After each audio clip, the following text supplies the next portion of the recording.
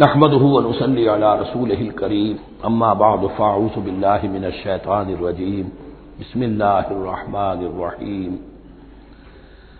ايها الذين آمنوا انفقوا مما رزقناكم من قبل ان يأتي يوم لا بيع فيه ولا خلة ولا شفاعة والكافرون هم الظالمون اللہ لا الہ الا هو الحی القیوم لا تأخذه سنة ولا نوم له ما في السماوات وما في الأرض من ذا الذي يشفع عنده إلا بإذنه يعلم ما بين أيديهم وما خلفهم ولا يحيطون بشيء من علمه إلا بما شاء وسع كرسيه السماوات والأرض ولا يؤوده حفظهما وهو العلي العظيم صدق الله العظيم رب اشرح لي صدري ويسر لي امري واحلل عقدة من لساني يفقهوا قولي۔ تقریباً 2 رکوعوں پر مشتمل معاملہ طالوت و جالوت کا وہ ہم پڑھ چکے ہیں، اور یہ گویا کہ اب غزوہ بدر کی لیے ذہنی اور نفسیاتی تیاری ہو رہی ہے، اور غزوات کے لیے جیسا کہ میں نے عرض کیا جہاں سرفروشی کی ضرورت ہے وہاں انفاق مال کی بھی ضرورت ہے، تو اب یہاں بڑے زوردار انداز میں پھر انفاق کی طرف توجہ دلائی جا رہی ہے۔ وہی 4 ڈوریاں ذہن میں رکھیے، انفاق اللہ کی راہ میں یعنی جہاد بالمال، قتال جہاد بالنفس کی آخری شکل، اور شریعت میں عبادات اور معاملات، یہ 4 ڈوریاں گتھی ہوئی ہیں ان 22 رکوعوں کے اندر، جن پر دوسرا نصف جو ہے سورہ بقرہ کا مشتمل ہے۔ یا ایھا الذین آمنوا انفقوا مما رزقناکم من قبل ان یأتی یوم لا بیع فیہ ولا خلة ولا شفاعة، اہل ایمان خرچ کر دو ان چیزوں میں سے کہ جو اللہ نے تمہیں دی ہے، اس سے پہلے کہ وہ دن آ دھمکے جس دن نہ کوئی خرید و فروخت ہوگی، نہ کوئی دوستی کام آئے گی، نہ کوئی شفاعت مفید ہوگی۔ والکافرون هم الظالمون، اور کافر ہی تو ظالم ہیں۔ اب یہاں کافر سے مراد کون ہے؟ کافر اصطلاحی نہیں، کافر معنوی، جو اللہ کے اس حکم انفاق کی تعمیل نہیں کرتا، دیکھتا ہے کہ دین مغلوب ہے، اس کو غالب کرنے کی جد و جہد ہو رہی ہے، اس کی کچھ تقاضے ہیں، مالی ضرورتیں ہیں اس کی، اور اللہ نے اسے قدرت دی ہے، اس میں خرچ کر سکتا ہے اور نہیں کرتا، وہ ہے اصل کافر۔ اس کے بعد وہ آیت آ رہی ہے جو قرآن حکیم کی عظیم ترین آیت ہے، نظرو فرمان نبوی صلی اللہ علیہ وسلم، آیت الکرسی۔ اس کا تو نام بھی چونکہ معروف ہے، میں نے جو آپ کو بڑے بڑے حکمت کے موتی اور بڑے بڑے پھول آپ کو گنوائے ہیں، آیت الآیات، آیت البر، آیت الاختلاف، اور اب یہ ہے آیت الکرسی، توحید کے عظیم ترین خزانوں میں سے ہے۔ ہی سیدۃ آیات القرآن، حضور نے فرمایا یہ تمام آیات قرآنی کی سردار ہے۔ جس طریقے سے آیہ بر اور سورۃ العصر میں ایک نسبت ہے کہ ہدایت اور نجات کی شرائط ساری کی ساری ایک چھوٹی سی صورت میں اللہ نے جمع کر دی، والعصر ان الانسان لفی خسر الا الذین آمنوا وعملوا الصالحات وتواصوا بالحق وتواصوا بالصبر، لیکن اس کی تفصیل ایک آیت میں آئی، وہ آیت البر ہے۔ چنانچہ جو منتخب نصاب ہم نے مرتب کیا ہے دعوت قرآن کے لیے، میں پہلا درس سورۃ العصر کا ہے اور دوسرا درس آیت البر کا ہے۔ جو نسبت سورۃ العصر میں ہے کہ وہ سورت ہے، یہ آیت ہے، لیکن اس آیت میں کئی صورتیں نکل سکتی ہیں حجم کے اعتبار سے سورۃ العصر کے برابر۔ یہی نسبت ہے سورہ اخلاص میں، 4 آیتیں، توحید کا عظیم ترین خزانہ، اور یہ آیت الکرسی، یہ آیت ہے سورہ اخلاص، اس میں 4 بن جائیں گی حجم کے اعتبار سے، لیکن اسے حضور نے ثلث قرآن قرار دیا ہے، توحید کے موضوع پر جامع ترین سورۃ الاخلاص، لیکن توحید اور خاص طور پر توحید کی صفات کے موضوع پر عظیم ترین آیت یہ آیت الکرسی۔ اللہ لا الہ الا ہو، اللہ وہ معبود برحق ہے جس کے سوا کوئی الہ نہیں، بڑا کیٹیگوریکل۔ الحی القیوم، وہ زندہ ہے از خود اور باخود، اس کی زندگی مستعار نہیں ہے۔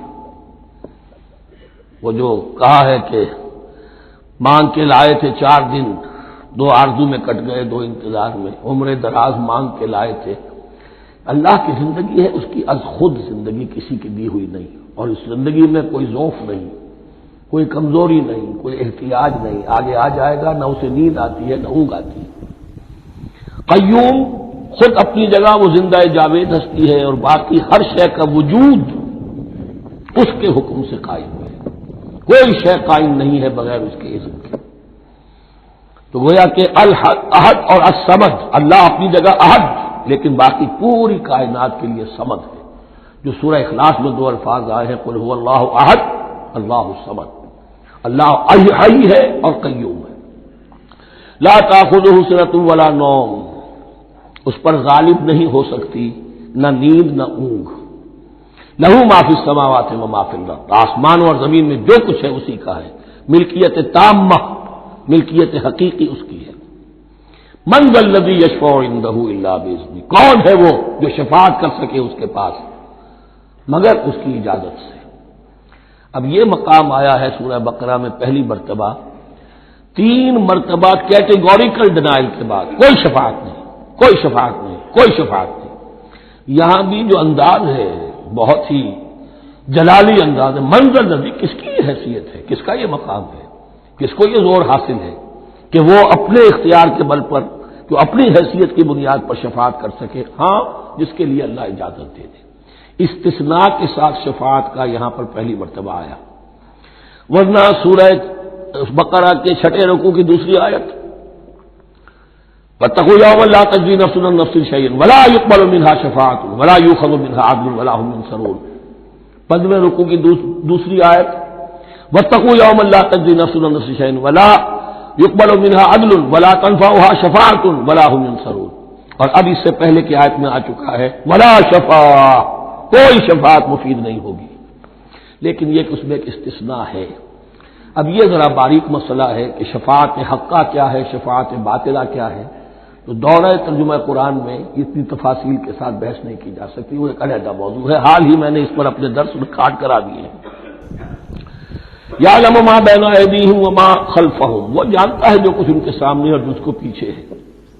عام طور پر دنیا میں ہم سفارش کرتے ہیں تو کہتے ہیں کہ بھئی میں جانتا ہوں اس شخص کو بہتر، اصل میں جیسا کچھ یہ نظر آتا ہے ویسا نہیں ہے، یا جیسا کچھ فیکٹس آن دی فائل آ گئے ہیں وہ بڑے ہی ڈیسیونگ ہے، اصل حقائق کچھ اور ہیں اس کیس کے، وہ میں آپ کو بتاتا ہوں۔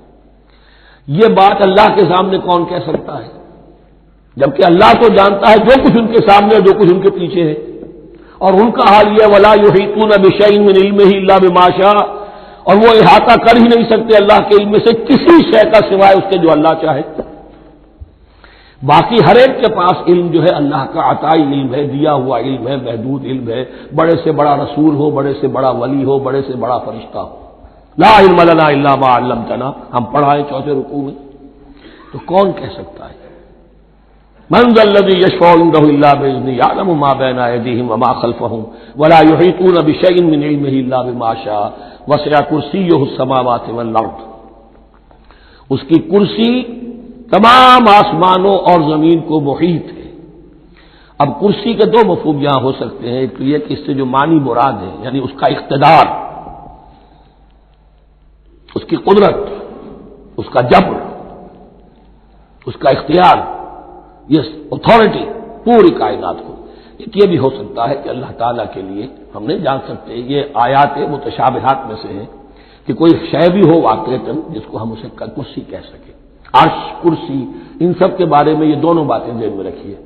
یہ بھی ہو سکتا ہے کہ ان کی کوئی مجسم حقیقت ہو جو ہمارے ذہن سے، ہمارے تخیل سے ماورا ہے، اور یہ بھی ہو سکتا ہے اس سے استعارہ مراد ہو، اس کا اقتدار و اختیار آسمانوں اور زمین پر چھایا ہوا ہے۔ ولا یؤودہ حفظہما، اور اسے تکان طاری نہیں ہوتی، اس پر گراں نہیں گزرتا ان دونوں کا تھامنا، ان دونوں کی حفاظت، آسمانوں کی اور زمین کی۔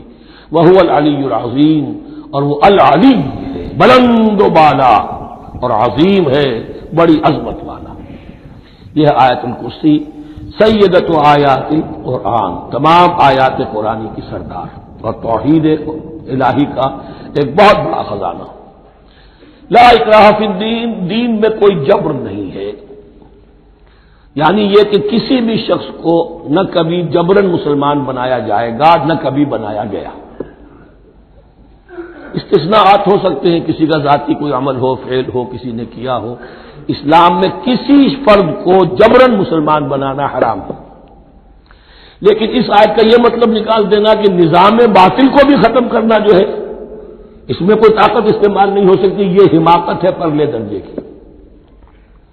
نظام باطل نظام ظلم ہے، ایکسپلائٹ کر رہا ہے لوگوں کو، اللہ اور بندوں کے درمیان حجاب بن گیا ہے، پردہ بن گیا ہے۔ نظام کو طاقت کے ساتھ ختم کرنا فرض ہے مسلمان کا۔ طاقت نہیں ہے تو ٹھیک ہے، طاقت حاصل کرنے کی کوشش کرتا رہے، لیکن جو مسلمان نظام باطل کو ختم کرنے کی آرزو اور ارادے سے خالی ہے، اس کے دل میں یہ ارادہ نہیں ہے، اس کے دل میں ایمان نہیں ہے۔ طاقت اور جبر نظام کو ختم کرنے پر صرف کیا جائے گا، کسی فرد کو مجبوراً مسلمان نہیں بنایا جائے گا۔ یہ ہے اصل میں اس آیت کا مفہوم۔ لا اکراہ فی الدین قد تبین الرشد من الغی، رشد ہدایت واضح ہو چکی ہے کجی سے، جتنی کجیاں ہیں، جتنے غلط راستے ہیں، جتنی شیطانی پگڈنڈیاں ہیں، ان سے جو صراط المستقیم ہے اس کو بالکل مبرہن کر دیا گیا ہے۔ فمن یکفر بالطاغوت، تو جو کوئی بھی طاغوت کا انکار کرے گا، دیکھیے اللہ پر ایمان لانے سے پہلے طاغوت کا انکار ضروری ہے۔ جیسے لا الہ الا اللہ، تو طاغوت، اور طاغوت کون ہے؟ طغا سے سرکش، جس نے اپنی حاکمیت کا اعلان کیا وہ طاغوت، جس نے غیر اللہ کی حاکمیت کو تسلیم کیا وہ طاغوت، اس کے تحت بننے والے سارے انسٹیٹیوشنز طاغوت، جو بھی ادارے ہوں، چاہے کتنے ہی خوشنما ادارے ہوں۔ ہے عدلیہ، لیکن وہ عدلیہ اللہ کے قانون کے مطابق فیصلے نہیں کر رہی، کچھ اور لوگوں کے بنائے ہوئے قانون کے مطابق فیصلے کر رہی، وہ طاغوت ہے۔ جو بھی اللہ کے حدود بندگی سے تجاوز کرتا ہے وہ طاغوت ہے۔ تو یعنی کسے کہتے ہیں؟ پانی دریا کی حدوں میں بہ رہا ہے، لیکن جب وہ اپنی حدوں سے نکلا تو یعنی پہ ہے۔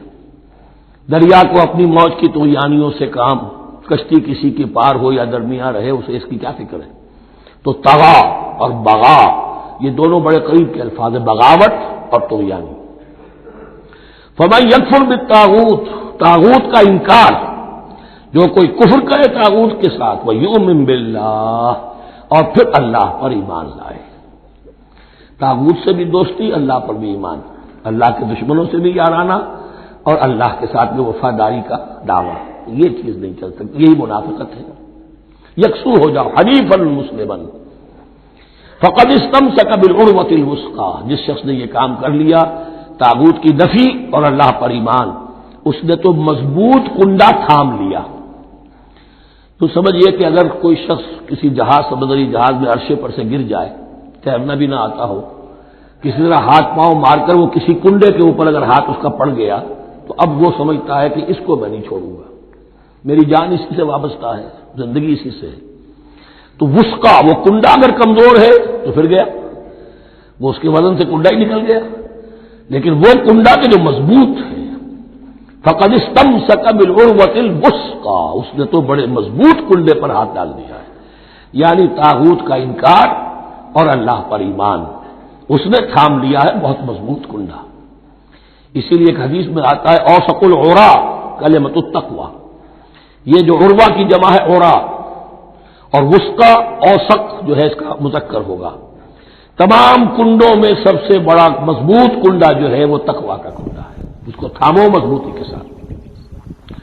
لا اکراہ فی الدین قد تبین الرشد من الغی فمن یکفر بالطاغوت ویؤمن باللہ فقد استمسک بالعروۃ الوثقی لا انفصام لہا، وہ کبھی علیحدہ ہونے والا، ٹوٹنے والا نہیں ہے، یہ کنڈا بہت مضبوط ہے۔ واللہ سمیع علیم، اللہ سب کچھ سننے والا، جاننے والا ہے۔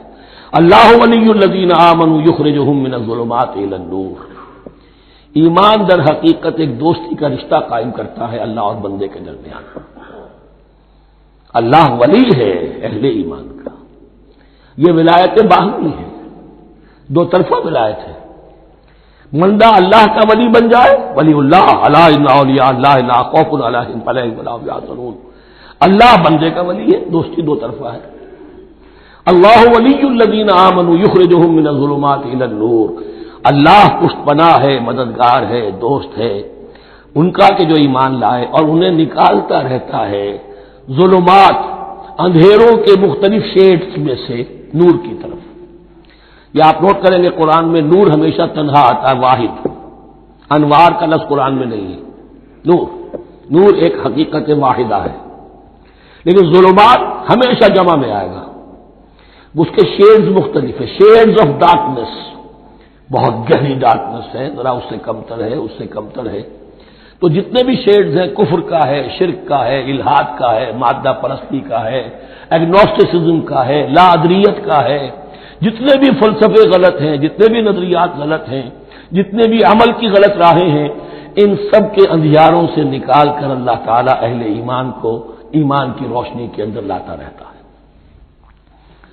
والذین کفروا اولیاءہم الطاغوت، ان کے برعکس جنہوں نے کفر کیا ان کے پشت پناہ اور ساتھی اور مددگار ہیں اب طاغوت، یخرجونہم من النور الی الظلمات، اور وہ ان کو نکالتے رہتے ہیں تدریجاً، اور نور کا کہ تھوڑی بہت رمق ملا بھی تھا انہیں نور کا تو ان سے محروم کر کے ظلمات، یخرجونہم من النور الی الظلمات، نور سے ظلمات کی طرف نکالتے رہتے ہیں۔ اولئک اصحاب النار هم فیہا خالدون، وہ ہیں آگ والے، اس میں ہمیشہ ہمیش رہیں گے۔ اللہم اجعلنا من عبادک المؤمنین، اللہم اخرجنا من الظلمات الی النور، آمین یا رب العالمین۔ اب اس کے بعد یہ بڑی عظیم آیت جو آئی ہے توحید کی، اور اس کے بعد یہ بھی اپنی جگہ بڑی عظیم آیات ہیں حکمت اور فلسفہ دین کے اعتبار سے۔ اس کے بعد کچھ واقعات دیے جا رہے ہیں، حضرت ابراہیم علیہ السلام کی زندگی کا ایک واقعہ اور حضرت عزیر علیہ السلام کی زندگی کا واقعہ۔ الم تر الی الذی حاج ابراہیم فی ربہ ان آتاہ اللہ الملک، کیا تم نے دیکھا اس شخص کو جس نے کہ محاجہ کیا تھا، مناظرہ کیا تھا، حجت بازی کی تھی ابراہیم سے، اس وجہ سے کہ اللہ نے اسے بادشاہی دی ہوئی تھی، نمرود۔ یہ ذہن میں رکھیے کہ نمرود اصل میں لقب تھا، کسی کا نام نہیں تھا، جیسے فرعون مصر کے بادشاہوں کا لقب ہے۔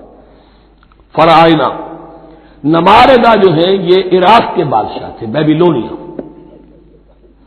تو حضرت ابراہیم کی پیدائش بھی شہر ار میں ہوئی تھی کہ جو بیبیلونیا کا ایک شہر تھا عراق کا، اور وہاں بادشاہت تھی نمرود کی۔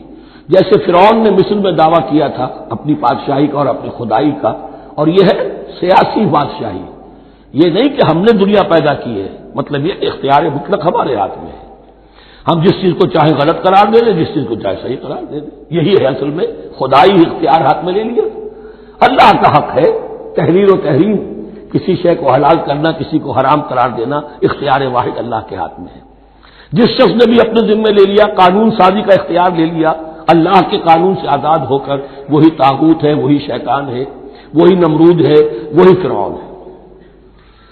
تو اس نے وہ نمرود نے کہا، محاجہ کیا، اس قال ابراہیم ربی الذی یحیی و یمیت، میرا رب تو وہ ہے جو زندہ کرتا ہے اور مارتا ہے۔ قال انا احیی و امیت، انہوں نے کہا میں بھی کر سکتا ہوں۔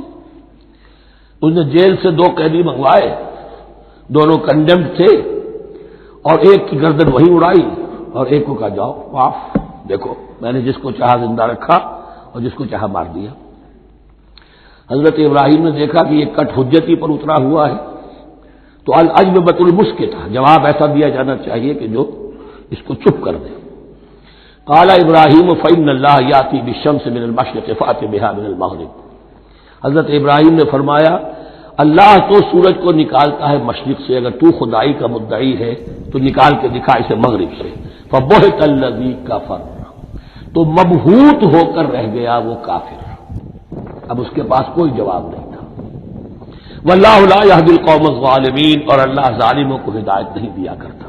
ہدایت تو نہیں ہوئی، چپ ہو گیا، لیکن چپ کیا ہوا، اس کے بعد تو فیصلہ ہوا کہ انہیں آگ میں جھونک دیا جائے۔ او کالذی مر علی قریۃ وہی خاویۃ علی عروشہا، یا پھر اس شخص کے واقعے کو ذرا یاد کرو، کیا تم نے نہیں دیکھا کہ جس کا گزر ہوا ایک بستی پر، اور وہ اوندھی پڑی ہوئی تھی اپنی چھتوں پر۔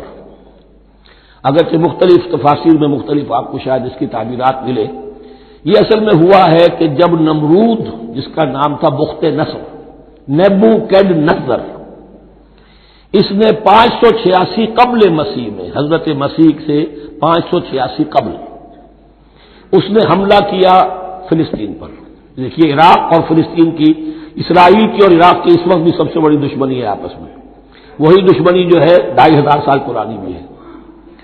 اس نے وہ نمرود بابل، نیبوکیڈنیزر جس کا نام تھا، اس نے حملہ کیا.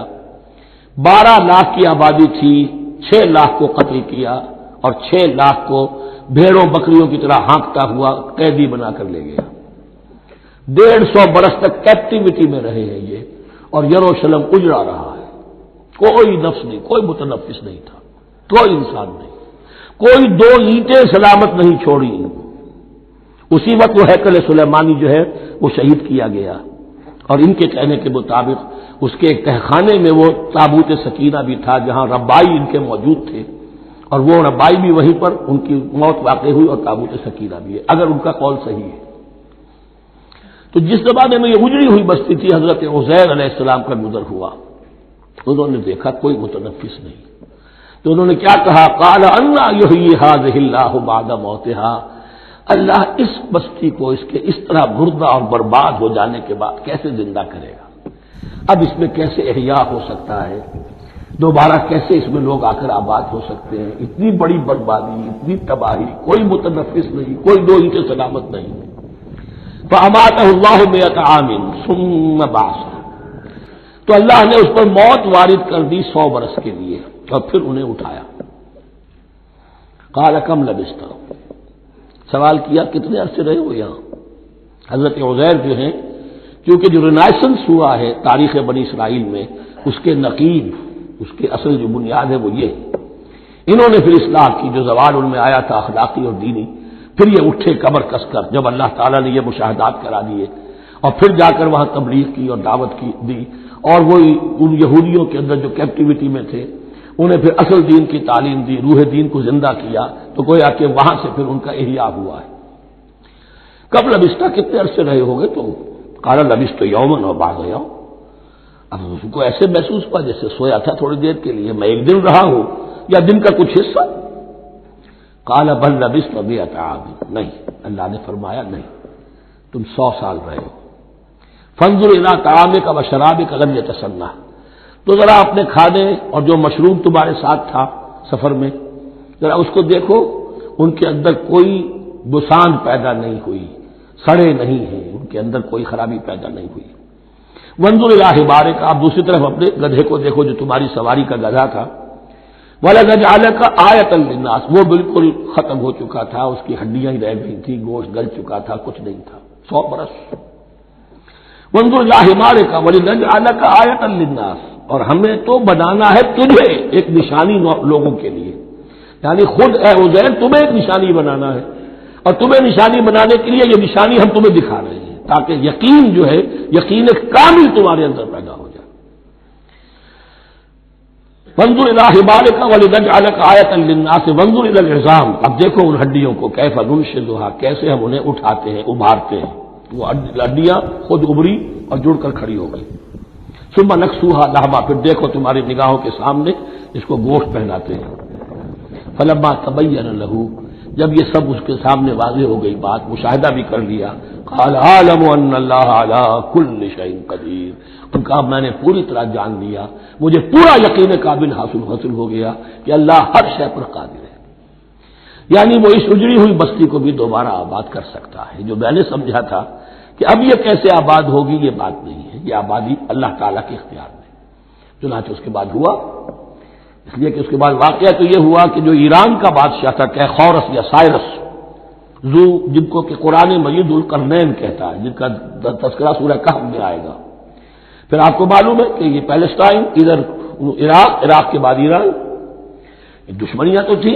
کیخورس نے حملہ کیا بابل پر، عراق پر، اور دشمن کا دشمن دوست ہوتا ہے، تو یہودیوں کو اجازت دے دی، کیپٹیوٹی سے اجازت دے دی، جاؤ تم واپس جاؤ، اپنا شہر دوبارہ بناؤ.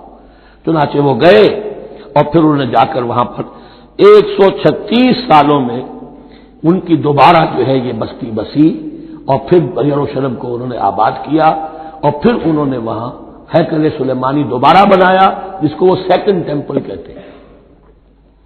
وہ سن 70 عیسوی میں ٹائٹس رومن جنرل کے ہاتھوں تباہ ہوا تھا، جو اب تک تباہ ہوا پڑا ہے۔ 1927 برس سے ان کا کعبہ زمین بوس ہے، یہ نوٹ کر لیجئے اس بات کو۔ اسی لیے آگ لگی ہوئی آج دنیا بھر کے یہودیوں کے دلوں میں۔ اب تو ہماری حکومت ہے وہاں پر، ہم اپنا یہ جو بھی کچھ یہاں پر اس سیاحتے میں بنا دیا گیا ہے سب کو ختم کریں گے اور اپنا ہیکل سلیمانی بنائیں گے۔ اس کے بلو پرنٹس بن چکے ہیں، نقشے بن چکے ہیں، ہر چیز تیار ہے۔ بس کسی دن کوئی ایک دھماکہ ہوگا، کوئی بم جو ہے کہیں پر پلانٹ کیا جائے گا، خبر آ جائے گی کہ کسی فینیٹک نے کہیں وہاں پر جا کر رکھ دیا، جیسے ایک فینیٹک گیا تھا مسجد الخلیل میں اور 70 مسلمانوں کو شہید کر کے خود بھی اس نے خودکشی کر لی تھی، اور ڈاکٹر تھا، امریکن ڈاکٹر گولڈسٹین۔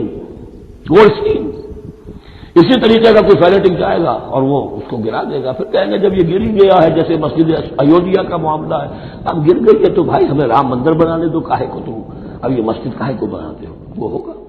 اور یہ میں سمجھتا ہوں کہ چند ہفتوں کی، یہ چند مہینوں کی بات ہے، یہ ہونے والا ہے فوراً۔ بہرحال یہ تو ہو گیا حضرت عزیر کا قصہ۔ اب اسی طرح کا ایک معاملہ حضرت ابراہیم کا مشاہدہ ہے۔ وَإِذْ قَالَ إِبْرَاهِيمُ رَبِّ أَرِنِي كَيْفَ تُحْيِي الْمَوْتَىٰ، اور یاد کرو جب کہ ابراہیم نے بھی کہا تھا پروردگار ذرا مجھے دکھا دے، مشاہدہ کرا دے تو مردوں کو کیسے زندہ کرے گا۔ قَالَ أَوَلَمْ تُؤْمِنْ، اللہ تعالیٰ کا سوال جو ہے بہت تیکھا ہے، تو کیا تم ایمان نہیں رکھتے؟ قَالَ بَلَىٰ، ایمان تو میرا ہے، میں مانتا ہوں ایمان ہے، وَلَٰكِن لِيَطْمَئِنَّ قَلْبِي، پورا دل کا اطمینان چاہتا ہوں، پورا یقین ہو جائے۔ اور یہ انبیاء کا معاملہ ہے، سب کا ہے۔ انبیاء کو چونکہ ایمان اور یقین کا ایک ایسی فرنس بنانا ہوتا ہے کہ جن سے ایمان و یقین دوسروں میں سرایت کرے، تو ان کے ایمان و یقین کے لیے انہیں مشاہدات ایسے کرا دیے جاتے ہیں کہ پھر ان کے لیے وہ ایمان صرف ایمان بالغیب نہیں رہتا، بلکہ وہ ایمان بالشہود بھی ہو جاتا ہے۔ کذالک نری ابراہیم ملکوت السماوات والارض، اسی طرح ہم نے دکھائے ابراہیم کو آسمان اور زمین کے ملکوت، جو بھی ہماری حکومت ہے، جو وہ مخفی حکومت ہے، جو کاسمک ایک اسٹیٹ ہے، اس کی گورنمنٹ ہے، اس کے تمام اہلکار ہیں، فرشتے ہیں، ہم نے مشاہدہ کرایا ابراہیم کو۔ حضور کو اسی لیے شب معراج میں لے جایا گیا کہ ہر شے کو اپنی آنکھوں سے دیکھ لیں، تو وہ یقین کامل پھر ہو جاتا ہے کہ جس میں کسی درجے میں بھی پھر تو یہ ہے کہ ان کے وہ خود ایک بھٹی بن جاتے ہیں ایمان اور یقین کی۔ قال بلا ولکن لیطمئن قلبی قال فخذ اربعۃ من الطیر فصرهن الیک، تو فرمایا اچھا ٹھیک ہے 4 پرندے لے لو، انہیں اپنے ساتھ ملا لو، ہلا لو، کہ وہ تمہارے ساتھ تمہاری آواز سن کر آ جایا کریں۔ ثم اجعل علی کل جبل منهن جزءا، پھر ان کے ٹکڑے کرو اور ہر پہاڑ پر ایک ایک ٹکڑا رکھ دو۔ تو جو تفسیر میں آتی ہے یہ کہ ان میں سب کا سر علیحدہ کیے، ٹانگیں علیحدہ کی، پر علیحدہ کیے، دھڑ علیحدہ کیے، ایک پہاڑ پر چاروں سر رکھ دیے، ایک پہاڑ پر چاروں کے دھڑ رکھ دیے، ایک پہاڑ پر چاروں کے، اس طریقے سے مختلف اجزاء میں تقسیم کر دیا۔ قال فخذ اربعۃ من الطیر فصرهن الیک ثم اجعل علی کل جبل منهن جزءا، پھر ہر پہاڑ پر ان میں سے ایک ایک حصہ رکھ دو۔ ثم ادعوهن، پھر ان کو ذرا پکارو، وہی سیٹی بجاؤ جو تم بجاتے تھے ان کو بلانے کے لیے۔ ثم ادعوهن یاتینک سایہ، وہ دوڑتے ہوئے آ جائیں گے۔ وَاعْلَمْ أَنَّ اللَّهَ عَزِیزٌ حَکِیمٌ، اور جان لو اس بات کو یقین کے ساتھ کہ اللہ تعالیٰ زبردست ہے، کمال حکمت والا۔ اب 2 رکوع آ رہے ہیں انفاق فی سبیل اللہ پر، اور یہ قرآن مجید کا ذروہ سنام ہے انفاق کے موضوع پر۔ لیکن ان کو پڑھنے سے پہلے نوٹ کر لیجئے کہ اللہ کی رضا جوئی کے لیے اپنا مال خرچ کرنا جو ہے، اس کے لیے دین میں کئی اصطلاحات ہیں۔ کھانا کھلانا، یطعمون الطعام علی حبہ مسکینا ویتیما واسیرا، آتى المال علی حبہ ذوی القربى والیتامى، ایتاء مال، اعطاء، پھر اس سے آگے آتا ہے صدقہ، زکوٰۃ، انفاق، قرض حسنہ۔ یہ 5-6 ٹرمز ہیں، لیکن ان ٹرمز کے اندر ایک تقسیم ذہن میں رکھیے کہ 2 مدیں ہیں بڑی بڑی اللہ تعالیٰ کی رضا جوئی کے لیے مال خرچ کرنے کی۔ ایک مد ہے غربا، یتامہ، مساکین، محتاج، بیوائیں، ان کے لیے، یعنی ابنائے نو میں سے یہ آپ کے معاشرے کے اجزاء ہیں، آپ کے بھائی بند ہیں، آپ کے رشتہ دار ہیں، آپ کے اعزاء و اقربا ہیں، ان کے لیے خرچ کرنا تو یہ بھی اللہ کو بہت پسند ہے، اس کا واجب ملے گا۔ یہ بھی گویا کہ اللہ تعالی ہی کے لیے آپ نے خرچ کیا۔ ایک عین اللہ کے دین کے لیے خرچ کرنا، انفاق کا لفظ اس کے لیے ہے اور قرض حسنہ اس کے لیے۔ انفاق کے مال، انفاق فی سبیل اللہ، اللہ کی راہ میں خرچ کرنا، اللہ کے دین کی دعوت کو عام کرنا، اللہ کی کتاب کے پیغام کو عام کرنا، اللہ کے دین کی دعوت کو اس طرح ابھارنا کہ باطل کے ساتھ زور آزمائی کرنے والی ایک طاقت پیدا ہو جائے، ایک جماعت وجود میں آئے، اس کے لیے اساز و سامان فراہم کرنا تاکہ دین کے غلبے کی ہر مرحلے کے جو تقاضے اور ضرورتیں وہ پوری ہو سکیں۔ تو جو اس کام میں صرف ہوگا وہ ہے انفاق فی سبیل اللہ یا اللہ کے ذمے قرض حسنہ۔ تو یہاں اصل میں اس کی بات ہو رہی ہے انفاق کی۔ مثل الذین ينفقون اموالهم فی سبیل اللہ ہے، مثال ان کی جو اپنے مال خرچ کرتے ہیں اللہ کی راہ میں۔ عام طور پر یہ فی سبیل اللہ جو ہے وہ سبیل پانی کی بنا دی، وہ بھی سبیل ہے، ٹھیک ہے، وہ بھی سبیل تو ہے، نیکی کا وہ بھی راستہ ہے، سبیل اللہ ہے، لیکن یہ کہ فی سبیل اللہ خرچ جو ہے اس کا بالکل مفہوم اور ہے۔ وہ صدقہ ہے، خیرات ہے، زکوٰۃ بھی اصلاً جو ہے وہ غریبوں کا حق ہے، لیکن اس میں بھی ایک مد سبیل اللہ کی رکھی ہوئی ہے۔ اگر تو آپ کے قریب اعزاء و اقارب ہیں، غربا ہے، تو ان کا حق فائق ہے، پہلے ان کو دیجیے، ورنہ پھر یہ ہے کہ اس میں سے جو بھی ہے وہ دین کے کام کے لیے۔ جب دین یتیمی کی حالت کو آ گیا ہو تو سب سے بڑا یتیم تو دین ہے، آج کے وقت سب سے بڑا یتیم دین ہے۔ بہرحال فی سبیل اللہ انفاق، مثل الذین ينفقون اموالهم فی سبیل اللہ کمثل حبۃ انبتت سبع سنابل فی کل سنبلۃ مئۃ حبہ، مثال ان کی جو اللہ کی راہ میں خرچ کرتے ہیں اللہ کے دین کے لیے، ایسے ہے جیسے ایک دانہ کہ اس سے 7 سنبلیں پیدا ہوئیں، 7 خوشیں، 7 بالیاں، یہ 7 سٹے۔ باجرے کا سٹا ہوگا کتنے دانے ہوتے ہیں اس میں؟ مکئی کا سٹا ہے اس میں کتنے دانے ہیں؟ فی کل سنبلۃ مئۃ حبہ، اس میں 100 دانے موجود ہیں ہر ایک میں، تو ایک دانے سے 700 دانے وجود میں آ گئے۔ اسی طریقے سے اللہ تعالیٰ جو بھی اس کے دین کے لیے مال خرچ کرے گا اس کے مال میں اضافہ کرے گا، اللہ تعالیٰ ان کو جزا دے گا اور اس کو بڑھاتا رہے گا اپنے ہاں۔ واللہ یضاعف لمن یشاء، اور یہ تو تمہیں تمثیلاً بتایا ہے، اللہ اس سے بھی دگنا کرے گا جس کو چاہے گا، صرف 700 گنا نہیں، اور جتنا چاہے گا بڑھائے گا۔ واللہ واسع علیم، اللہ کے خزانوں میں کوئی کمی نہیں ہے، بڑی وسعت والا ہے اللہ، بہت سمائی والا ہے اور وہ سب کچھ جاننے والا ہے۔ الذین ينفقون اموالهم فی سبیل اللہ، پھر جو لوگ کہ اپنا مال خرچ کرتے ہیں اللہ کی راہ میں، ثم لا يتبعون ما انفقوا منا ولا اذى، پھر جو کچھ وہ خرچ کرتے ہیں اس کے بعد نہ تو تکلیف پہنچاتے ہیں نہ احسان جتاتے ہیں۔ دیکھیے جی میں نے اس وقت اتنا چندہ دیا تھا، معلوم ہوا کہ میرا حق جو ہے وہ زیادہ ہے، پھر میری بات مانی جانی چاہیے۔ ہم چندے زیادہ دیتے ہیں تو بات بھی تو ہماری چلنی چاہیے۔ یا اگر کسی جو کارکن کو دیا ہے جو اللہ کے دین کے لیے کام کر رہا ہے، یہ بھی ان 2 رکوعوں کے آخر میں بات واضح ہو جائے گی۔ کوئی شخص اللہ کے دین کے کام میں لگا ہوا، آپ اس کو ساتھ تعاون کر رہے ہیں تاکہ وہ اپنی معاش کے اوپر اپنا وقت نہ لگائے، اپنا پورا وقت جو ہے وہ دین کی خدمت میں لگائے۔ لیکن اب اگر کہیں آپ نے اس کو جتا بھی دیا، اس پر احسان بھی رکھ دیا، کوئی تکلیف دہ کلمہ کہہ دیا، تو جو آپ کا اجر و ثواب تھا وہ 0 ہو جائے گا۔ الذین ينفقون اموالهم فی سبیل اللہ ثم لا یتبعون ما انفقوا منا ولا اذى، جو انفاق کرتے ہیں اس کے بعد اس کے پیچھے نہ تو جتلاتے ہیں نہ کوئی اور تکلیف پہنچاتے ہیں۔ لہم اجرہم عند ربہم ولا خوف علیہم ولا هم یحزنون، ان کا اجر ان کے رب کے پاس محفوظ ہے اور ان کے لیے مغفرت ہے۔ ولا خوف علیہم ولا هم یحزنون، ان کے اوپر نہ کوئی خوف ہوگا اور نہ کوئی حزن سے دوچار ہوں گے۔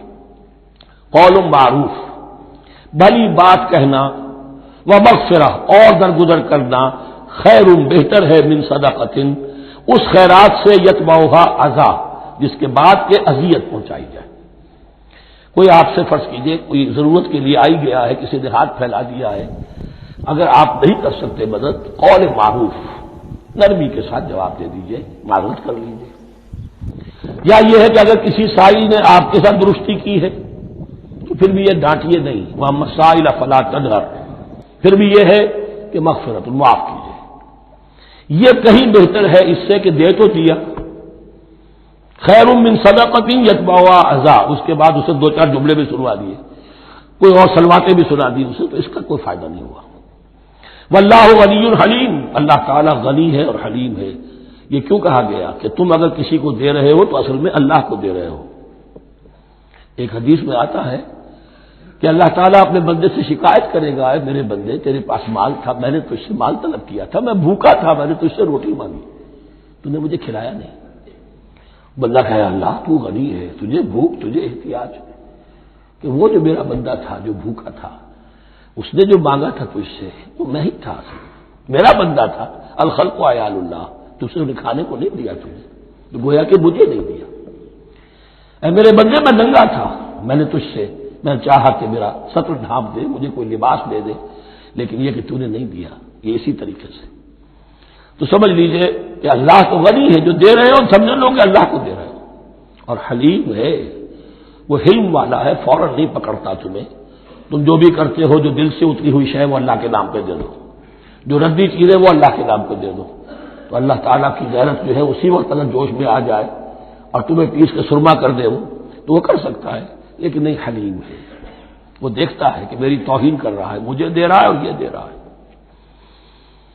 یا ایھا الذین آمنوا لا تبطلوا صدقاتکم بالمن والاذی، اے اہل ایمان اپنے صدقات کو باطل نہ کر لو، نسیہ منسیہ ہو جاتے ہیں، بالمن والاذی، جتلا کر اور کوئی اذیت بخش بات کہہ کر۔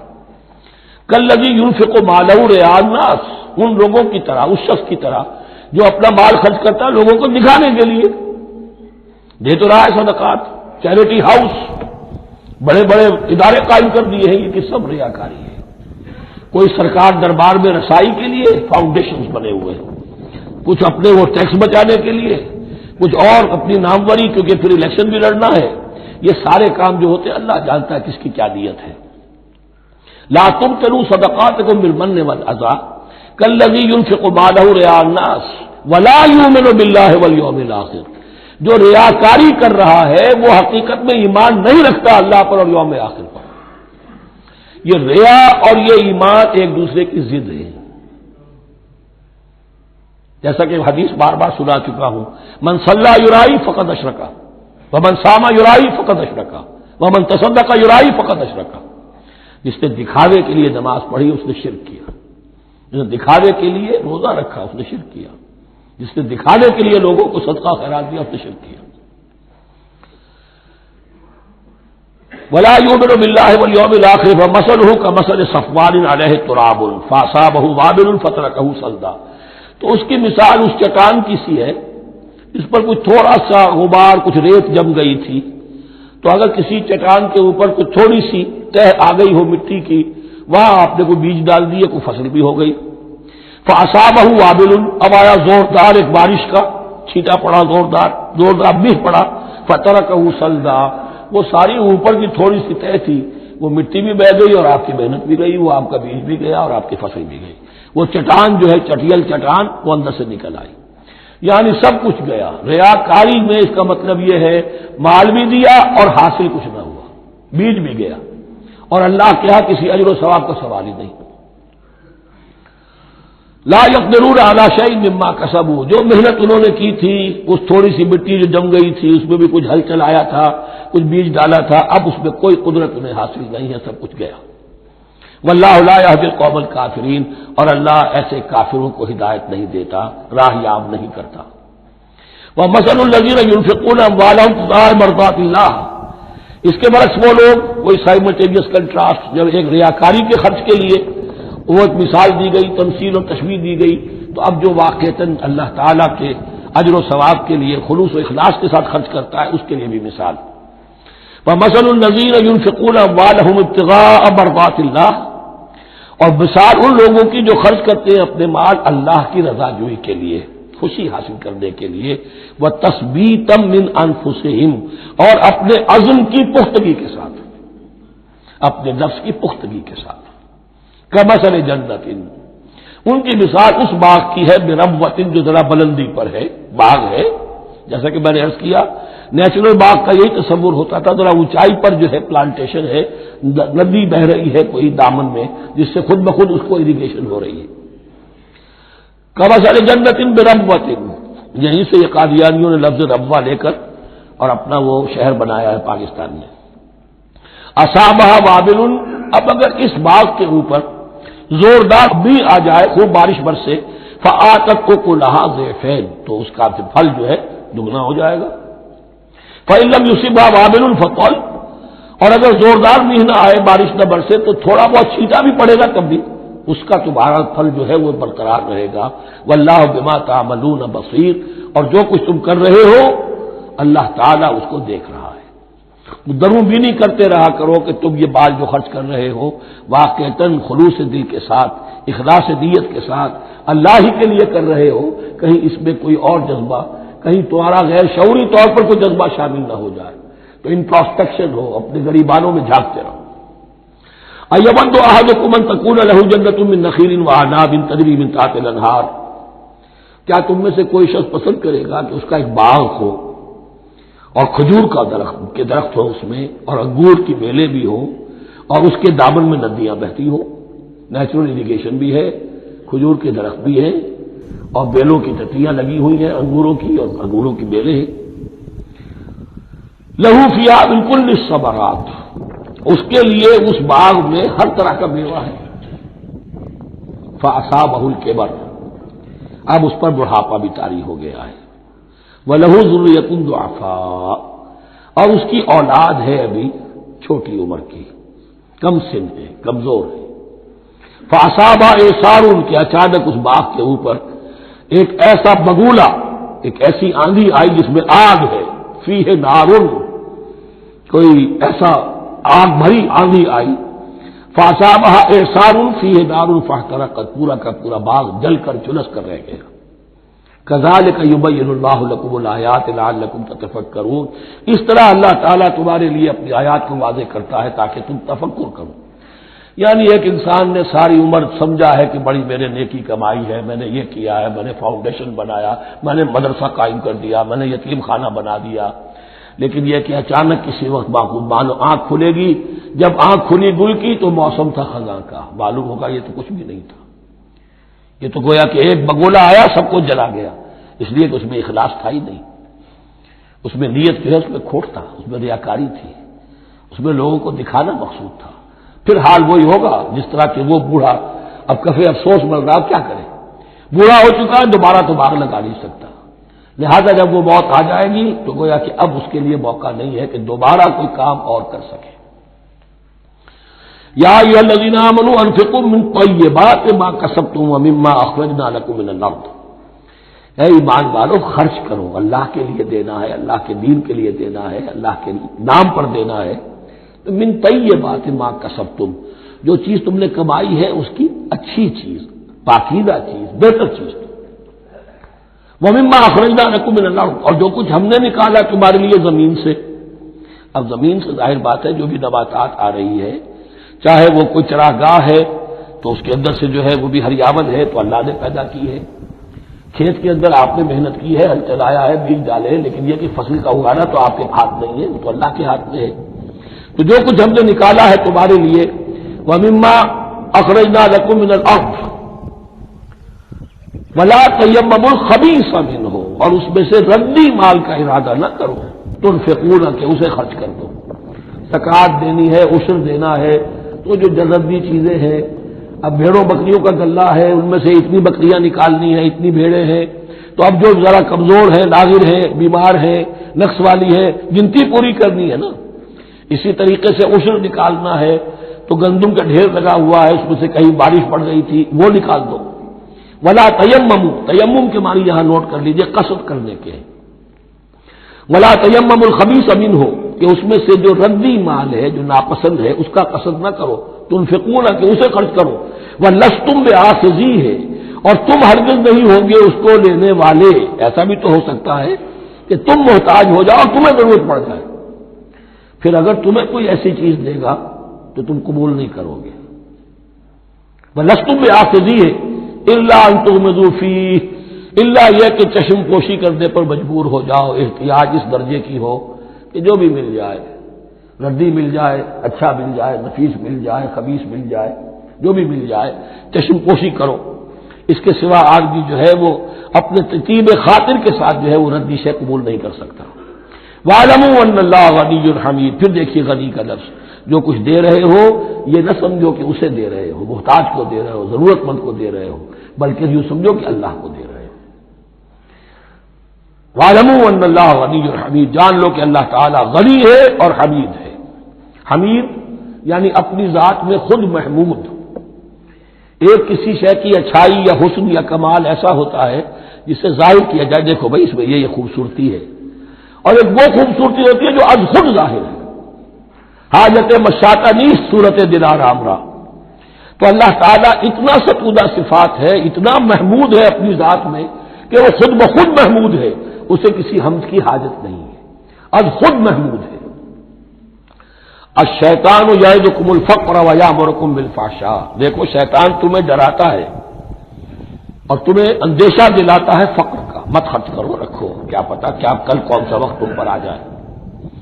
ویامرکم بالفحشاء، اور تمہیں حکم دیتا ہے بے حیائی کے کاموں کا۔ واللہ یعدکم مغفرۃ منہ وفضلا، اور اللہ وعدہ کر رہا ہے تم سے اپنی طرف سے مغفرت کا اور فضل کا۔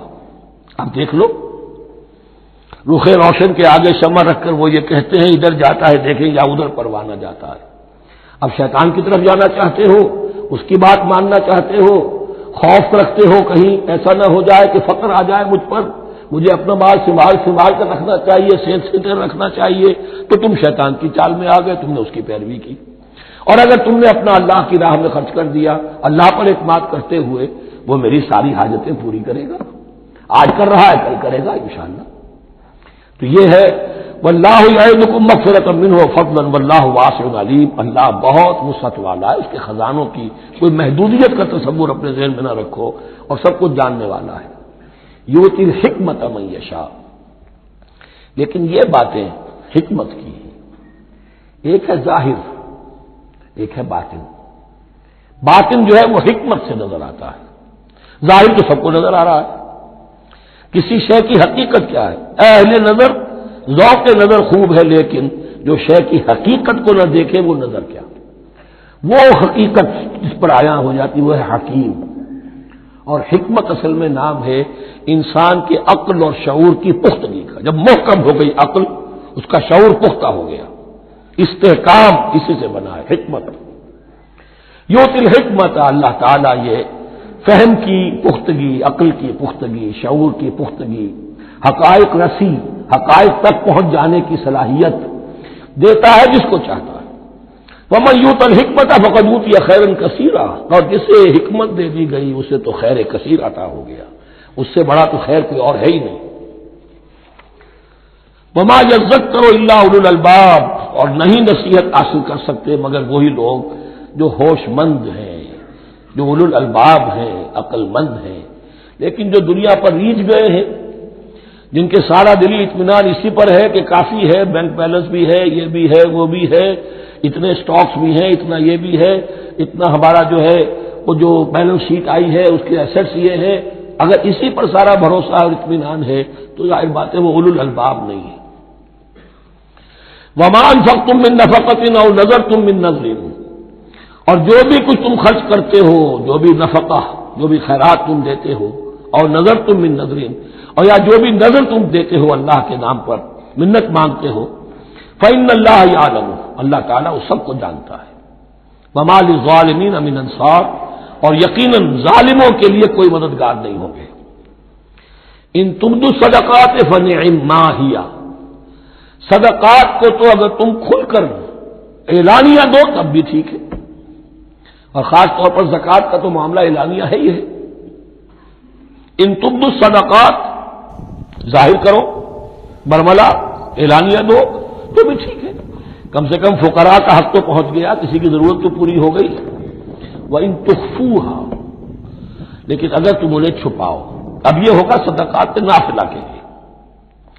ایک جو صدقات جو ہے کہ جو لازماً دے رہے ہیں واجبہ، ان کو تو ان کے لیے اخفاء نہیں ہے، یہ دین کی حکمت کو ذہن میں رکھیے، فرض عبادات اعلانیہ ادا کی جائیں گی۔ یہ وسوسہ بھی شیطان بہت سے لوگوں کے دلوں میں ڈال دیتا ہے کہ کیا 5 وقت جا کے مسجد میں نماز پڑھنی ہے، لوگوں پر اپنے تقویٰ کا روب گھانٹنا چاہتے ہو، گھر میں پڑھ لیا کرو۔ یا داڑھی رکھو گے کیا چاہتے ہو؟ تم چاہتے ہو کہ لوگ تمہیں سمجھے متقی ہے تو میں اس لیے داڑھی نہیں رکھتا، ہوتا ہے وسوسہ۔ لیکن جو چیز واجب ہے وہ الگ اعلان کرو، اس کے اظہار میں کوئی رکاوٹ نہیں۔ ہاں جو صدقات نافلہ ہیں، جو نماز نفل ہے اسے چھپا کر کرو، اس کا اظہار بہت بڑا فتنہ ہوتا ہے، نفل عبادت کا اظہار بہت بڑا فتنہ ہے۔ وَإِن تُخْفُوهَا، اگر چھپاؤ، وَتُؤْتُوهَا الْفُقَرَاءَ، اور تم وہ ضرورت مندوں کو دے دو، فَهُوَ خَيْرٌ لَكُمْ، وہ تمہارے لیے بہت بہتر ہے۔ اب دیکھیے خیر لکم کہا، یہ تمہارے لیے بہتر ہے۔ پہلے کہا تھا ظاہر کر کے دیتے ہو فنعما ہی، وہ بھی ٹھیک ہے، اس لیے کہ فقراء کا حق تو چلیے ادا ہو گیا، کچھ نہ کچھ مل تو گیا، خسیس کے اور کنجوس کے مال میں سے کچھ نکلا تو صحیح۔ ان تبدوا الصدقات فنعما ہی وان تخفوها وتؤتوها الفقراء فهو خير لكم ويكفر عنكم من سيئاتكم، اور اللہ تعالیٰ دور کر دے گا تم سے تمہاری برائیوں کو۔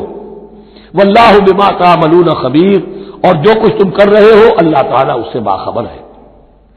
لیس علیک ھداھم، اے نبی آپ کے ذمے نہیں ہے کہ ان کو ہدایت دے دیں۔ آپ کی یہ دیکھیے علیک ذمہ داری ہو جاتی ہے، فرض۔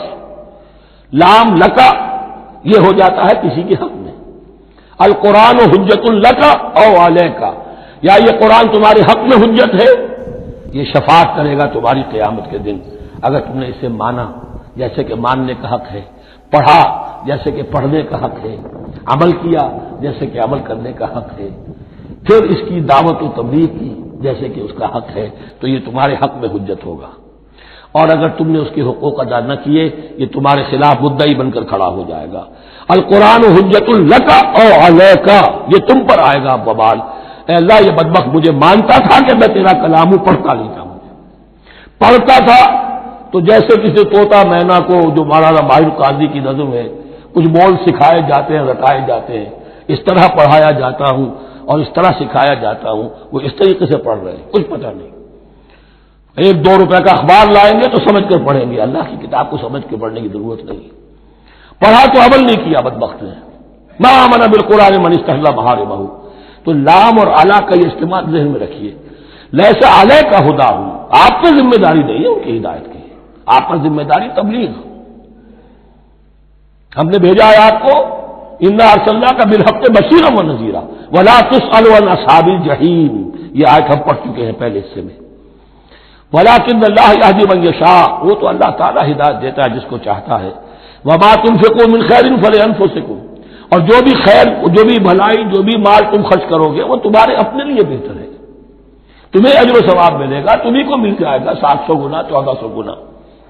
وما تنفقون الا ابتغاء وجه اللہ، یہاں یہ فعل مضارع آیا ہے نفی نہیں کے مفہوم میں، لا تنفقون ما تنفقون یعنی تم نہیں خرچ کرو گے مگر اللہ کی رضا کے لیے، تب اجر ملے گا۔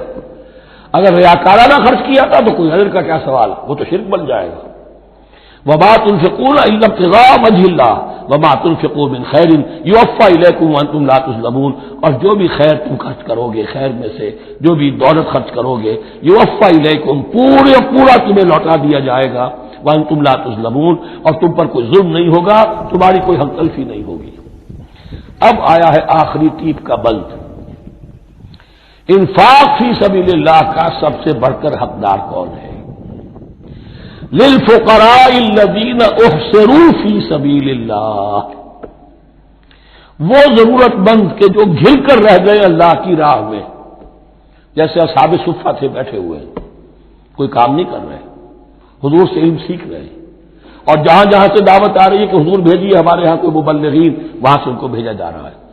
اب وہ معاش کی جد و جہد کرتے تو یہ تعلیم کیسے حاصل کرتے؟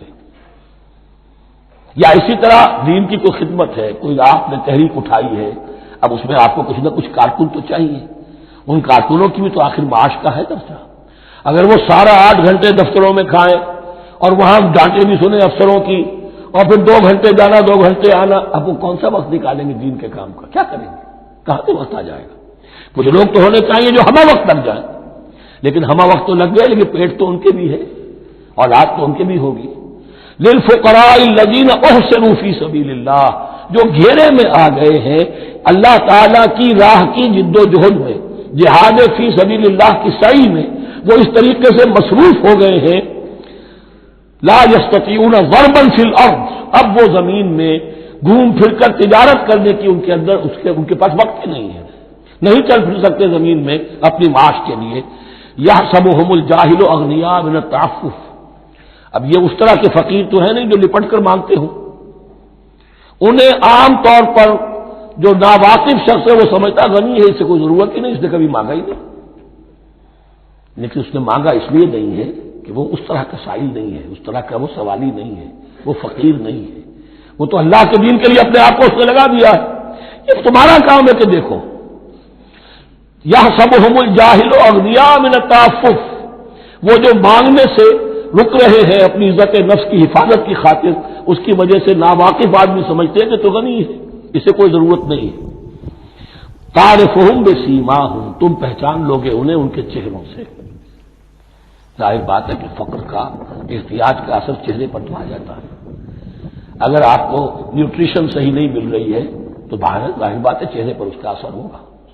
تعرفهم بسیماہم لا يسألون الناس الحافا، وہ لپٹ کر لوگوں سے سوال نہیں کرتے، مانگتے نہیں ہیں، وہ ان سائلوں کی طرح نہیں ہے جو اصل میں اپنی محنت وصول کرتے ہیں، کھڑے ہو کر آپ کے سر ہو کر آپ سے کچھ نہ کچھ نکلوا لیتے ہیں زبردستی، اس طریقے سے تو وہ نہیں مانگیں گے۔ یہ بات اہم مسئلہ ہے۔ اقامت دین کی جد و جہد میں جو لوگ ہمہ وقت لگ جائیں، آخر ان کے لیے کیا ذریعہ ہو۔ میں یہاں تفصیل میں نہیں جا سکتا، وقت بھی اس ٹائم کا ختم ہو رہا ہے، لیکن یہ سمجھ لیجئے کہ یہ دو رکوع جو ہیں انفاق کا پورا مضمون، اس کا کلائمیکس جو ہے وہ یہ آیت ہے، للفقراء الذین احصروا فی سبیل اللہ لا یستطیعون ضربا فی الارض یحسبهم الجاہل اغنیاء من التعفف تعرفهم بسیماہم لا یسألون الناس الحافا وما تنفقوا من خیر فإن اللہ بہ علیم، اور جو بھی تم دولت مال خرچ کرو گے تو اللہ تعالیٰ اس کے علم میں ہوگا، یہ نہ سمجھنا کہ اللہ کے علم میں نہیں ہے۔ خاموشی کے ساتھ، اخفاء کے ساتھ ایسے لوگوں کے ساتھ تعاون کرو گے تو اللہ تعالیٰ جو ہے تمہیں اس کا پورا بھرپور بدلہ دے گا۔ الذین ينفقون اموالهم باللیل والنہار سرا وعلانیۃ فلہم اجرهم عند ربهم ولا خوف علیہم ولا هم یحزنون۔ الذین یأکلون الربا لا یقومون الا کما یقوم الذی یتخبطه الشیطان من المس ذلك بأنهم قالوا إنما البيع مثل الربا وأحل الله البيع وحرم الربا فمن جاءه موعظة من ربه فانتهى فله ما سلف وأمره إلى الله ومن عاد فأولئك أصحاب النار هم فيها خالدون صدق الله العظيم۔ رب اشرح لي صدري ويسر لي أمري واحلل عقدة من لساني يفقهوا قولي۔ ابھی سورہ مبارکہ کا وہ رکوع ہم پڑھ رہے ہیں کہ جو آج کے حالات میں اہم ترین ہے، اس لیے کہ اس دور میں اللہ کے خلاف بغاوت کی سب سے بڑی شکل تو ہے غیر اللہ کی حاکمیت کا تصور، سب سے بڑا شرک یہ ہے۔ نفسیاتی اعتبار سے سب سے بڑا شرک مادے پر توکل، بتوں سے تجھ کو امید خدا سے نو امیدی، مجھے بتا تو صحیح اور کافری کیا ہے، لیکن یہ نفسیاتی اور داخلی بات ہے۔ خارجی اور واقعاتی دنیا میں سب سے بڑا شرک اس وقت وہ غیر اللہ کی حاکمیت، جو اب عوامی شکل اختیار کر گئی، عوامی حاکمیت۔ اور اس کے بعد اس وقت کے گناہوں میں، بدعملی میں سب سے بڑا فساد جو ہے وہ سود کی بنیاد پر ہے۔ سب سے بڑا فتنہ، سب سے بڑا فساد دنیا میں جو اس وقت سب سے بڑی شیطنت ہے، جو یہودیوں کے ذریعے سے پورے گلوب کو اپنی گرفت میں لینے کے لیے بےتاب ہے، وہ یہی ہے جو سود کا حد کرنا ہے، اس کی حرمت۔ یہاں ایک سوال میرے ذہن میں کبھی کبھی پیدا ہوتا تھا کہ یہ جو پہلی آیت ہے اس کا تعلق تو انفاق فی سبیل اللہ کے ساتھ ہے، اس سے پچھلے رکوع کے ساتھ شامل ہونا چاہیے تھا، لیکن بعد میں یہ حقیقت مجھ پر منکشف ہوئی کہ بڑی حکمت کے ساتھ اس آیت کو اس رکوع کے ساتھ شامل کیا گیا ہے، وہ حکمت میں بعد میں بیان کروں گا۔ الذین ينفقون اموالهم باللیل والنہار، وہ لوگ کہ جو اپنا مال خرچ کرتے رہتے ہیں رات کو بھی دن میں بھی، سرم وعلانیۃ، خفیہ طور پر بھی اعلانیہ بھی، صدقات واجبہ اعلانیہ، صدقات نافلہ خفیہ، انفاق فی سبیل اللہ خفیہ۔ فلہم اجرہم عند ربہم ولا خوف علیہم ولا ہم یحزنون، ان کے لیے ان کا اجر محفوظ ہے ان کے رب کے پاس، نہ ان پر کوئی خوف طاری ہوگا اور نہ ہی وہ کسی حزن سے دوچار ہوں گے۔ الذین یاکلون الربا، اب ربا کا مسئلہ شروع ہو رہا ہے، جو سود کھاتے ہیں۔ وجہ کیا ہے؟ اصل مسئلہ ہے اس سرپلس ویلیو کا۔ آپ کا کوئی شغل ہے، آپ کی ملازمت ہے، آپ کما رہے ہیں، آپ کا خرچ پورا ہو رہا ہے، کچھ بچت بھی ہو رہی ہے۔ اب اس بچت کا اصل مصرف کیا ہے؟ یسألونک ماذا ينفقون قل العفو۔ اصل راستہ تو یہ ہے کہ اس کو دے دو اللہ کی راہ میں، یا محتاجوں کو یا اللہ کے دین کو۔ لیکن اب جو سود خورانہ ذہنیت ہے وہ یہ کہ اس بچت کو بھی مزید کمائی کا ذریعہ بناؤ، یہ سود خورانہ ذہنیت ہے۔ لہذا اصل میں سود خوری انفاق کا کی ضد ہے، اور یہ عقدہ مجھ پر کھلا جبکہ القرآن یفسر بعضہ بعضا، اس اصول کے تحت جب سورہ روم کی آیات کا میں نے مطالعہ کیا، وہاں یہی شکل آپ کو نظر آئے گی کہ ان دونوں کو مقابلے میں لایا گیا ہے، اللہ کی رضا جوئی کے لیے انفاق اور ربا، سود پر رقم دینا۔ وما آتیتم من ربا لیربو فی اموال الناس فلا یربو عند اللہ، جو کچھ تم دیتے ہو سود پر کہ وہ بڑھے لوگوں کے مال میں، محنت وہ کر رہا ہے اور آپ اس کی کمائی میں سے آپ وصول کر رہے ہیں اپنے اس سرمایہ کی وجہ سے۔ تو یہ گویا کہ آپ کا مال اس کے مال میں اس کی محنت سے بڑھ رہا ہے۔ الذی ما آتیتم من ربا لیربو فی اموال الناس فلا یربو عند اللہ، اللہ کے ہاں بڑھوتری نہیں ہوتی۔ وما آتیتم من زکوۃ تریدون وجہ اللہ فاولئک هم المضعفون، اور وہ جو تم زکوٰۃ اور صدقات میں دے دیتے ہو اللہ کی رضا جوئی کے لیے، تو وہ ہے جو دوہرے چوہرے کر رہے ہیں، ان کا مال بڑھ رہا ہے، اس کی بڑھوتری ہو رہی ہے۔ تو انفاق فی سبیل اللہ، صدقات، زکوٰۃ، اس کے بالمقابل، اس کے برعکس ہے اپنی اس بچت کے مال کو، اور آپ کو معلوم ہے آج کی بینکنگ سسٹم کا سب سے زیادہ زور بچت کی اسکیم، اور یہ سب کا سب جو ہے در حقیقت saving bank, saving account, save کرو، لیکن سیو کرو مزید کمانے کے لیے۔ سیو جو ہے اس لیے نہیں ہے کہ اپنا پیٹ کاٹو اور غربا کو دو، اپنا سٹینڈرڈ آف لیونگ کم کرو اور اللہ کے دین کے لیے خرچ کرو، یہ نہیں، بلکہ اس لیے کہ وہ جو تم بچاؤ وہ ہمیں دو، تاکہ وہ ہم سود پر زیادہ رقم، زیادہ شرح سود پر دوسروں کو دے اور تھوڑا شرح سود تمہیں دے دیں۔ اب اس کے برعکس سے الذین یاکلون الربا، جو لوگ سود کھاتے ہیں، لا یقومون الا کما یقوم الذی یتخبطہ الشیطان من المس، وہ نہیں کھڑے ہوتے مگر ان کی طرح سے کہ جن کو شیطان نے مخبوط الحواس بنا دیا ہو چھو کر۔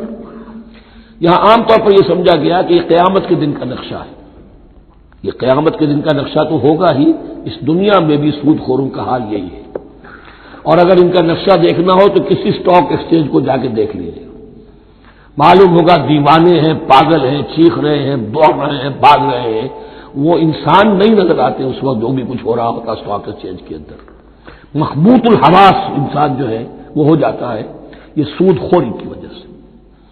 الذین یاکلون الربا لا یقومون الا کما یقوم الذی یتخبطہ الشیطان من المس ذلک بانہم قالوا انما البیع مثل الربا، اور ان کے سب سے بڑھ کر مخبوط الحواس ہونے کا مظہر یہ ہے، یہ اس لیے کہ وہ کہتے ہیں کہ بیع بھی تو ربا کی طرح ہے، بیع بھی تو سود ہے۔ میں نے 100 روپے کا مال خریدا، 110 میں بیچ دیا، 10 بچ گئے، یہ ربا ہے، ربا جائز ہے۔ 100 روپے کسی کو دیے اور 110 لیے، یہ سود ہو گیا۔ بھائی کیوں ہو گیا؟ 100 روپے کی شے دے دی، یہ 100 روپیہ دے دیا، کیا فرق پڑا؟ 10 لاکھ کا مکان بنایا، 4000 کے قرضے کے ماہانہ کرائے پر دے دیا، جائز ہو گیا۔ 10 لاکھ کسی کو دیا اور اس سے 4000 روپیہ مہینہ لینا شروع کیا، یہ سود ہو گیا، حرام ہو گیا۔ عقلی طور پر یہ باتیں ہیں کہ جو سود کے حامیوں کی طرف سے کہی جاتی ہیں۔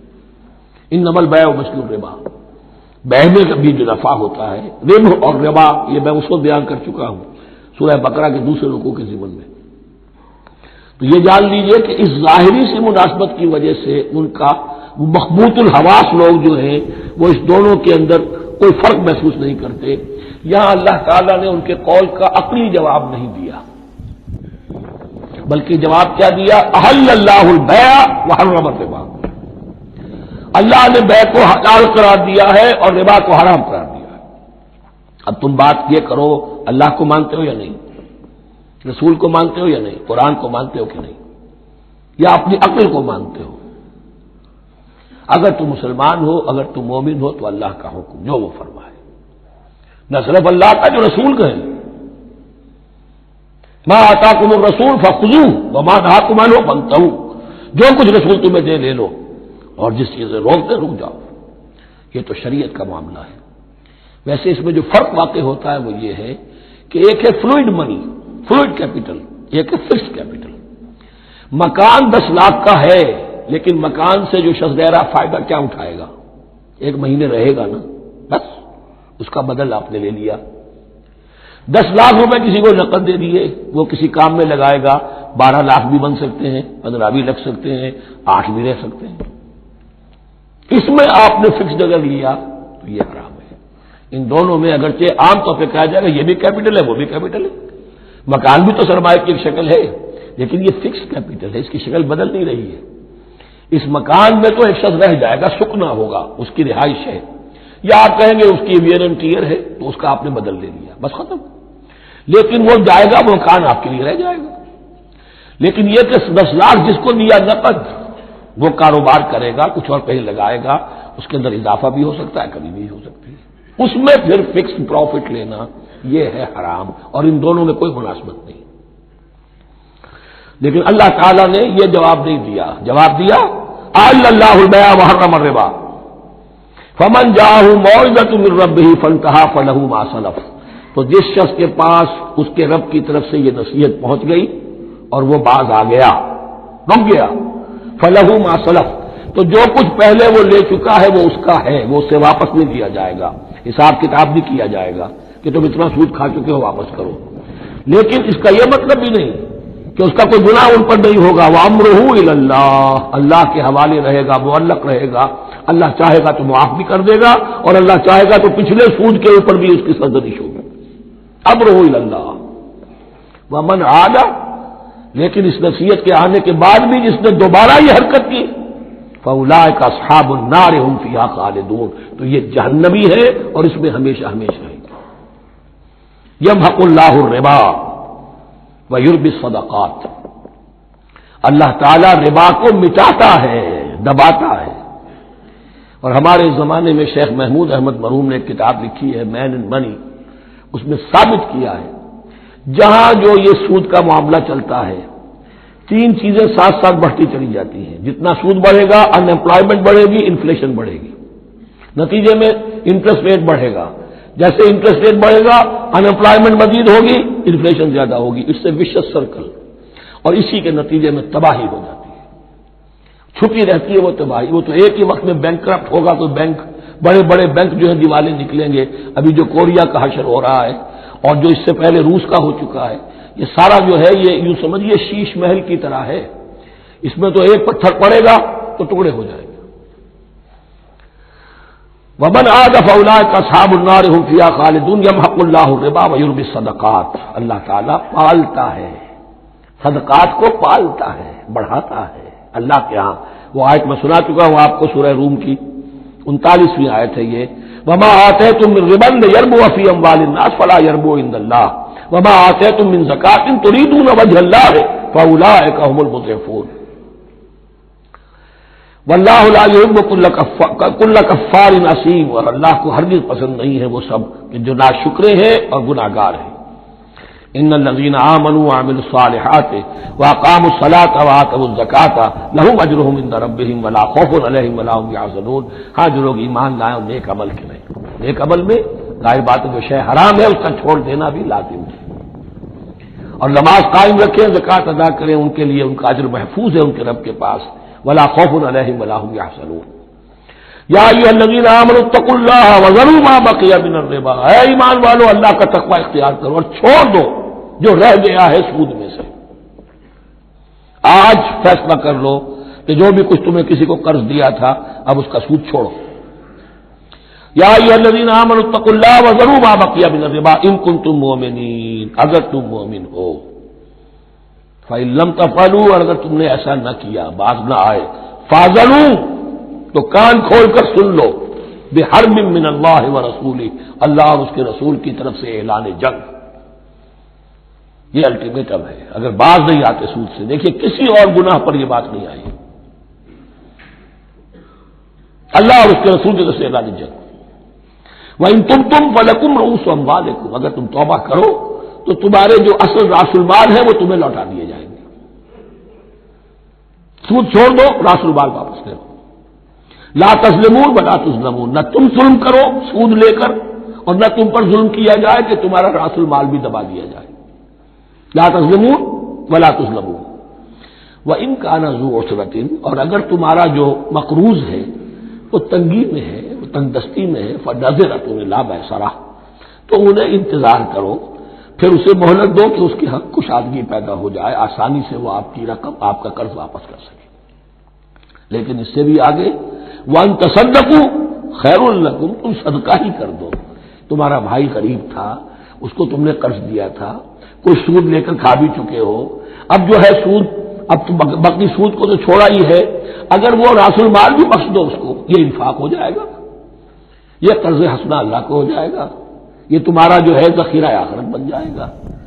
تو یوں سمجھیے کہ جو بھی جو ہے، جس کو سرپلس ویلیو میں نے کہا تھا اسلامی معیشت کے اندر، جو بچت ہے آپ کی، اس بچت کا سب سے اونچا مصرف کیا ہے؟ صدقہ دے دو، انفاق کر دو. اس سے کم تر کیا ہے؟ قرض حسنہ، قرض دے دو کسی کو تاکہ وہ اپنی ضرورت چلا لے، اس کا کاروبار رکا ہوا تھا وہ چل پڑے گا اور تمہیں پھر وہ اپنی اصل رقم واپس کر دے گا. یہ قرض حسنہ اس سے کم تر درجہ ہے. تیسرا درجہ ایک اور بھی ہے جو جائز تو ہے مکروہ، پسندیدہ نہیں ہے. تم زیادہ ہی خسیس ہو، چلو مزاربت پر دے دو، اور مزاربت یہ ہے کہ رقم تمہاری کام وہ کرے گا، اگر بچت ہو جائے تو تم بھی لے لینا، اگر نقصان ہو جائے تو کوئی تاوان نہیں لے سکتے اس سے. یہ ہے مزاربت. اس کے بعد اگر تم کہو کہ میں دے رہا ہوں، مجھے اتنے % تمہارا تم نے دینا ہی دینا ہے، اس سے بڑھ کر حرام شے کوئی نہیں.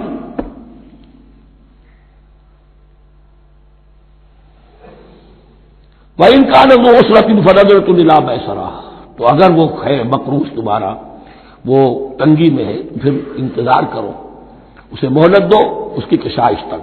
وَأَن تَصَدَّقُوا خَيْرٌ لَكُمْ، اور اگر تم صدقہ ہی کر دو، خیرات کر دو، دے دو، بخش دو، وہ تمہارے لیے بہتر ہوگا. ان کنتم تعلمون، اگر تم جانتے ہو، اگر وہ حکمت تمہارے اندر آ گئی ہے، اگر تم اولو الالباب ہو، اگر تم سمجھدار ہو، تو جو کچھ تمہیں بچت اس سے ہوگی، جو اللہ کے ہاں جو ثواب ملے گا، وہ تمہیں یہ رقم واپس لے کر جو ہے اس سے کیا مل جائے گا.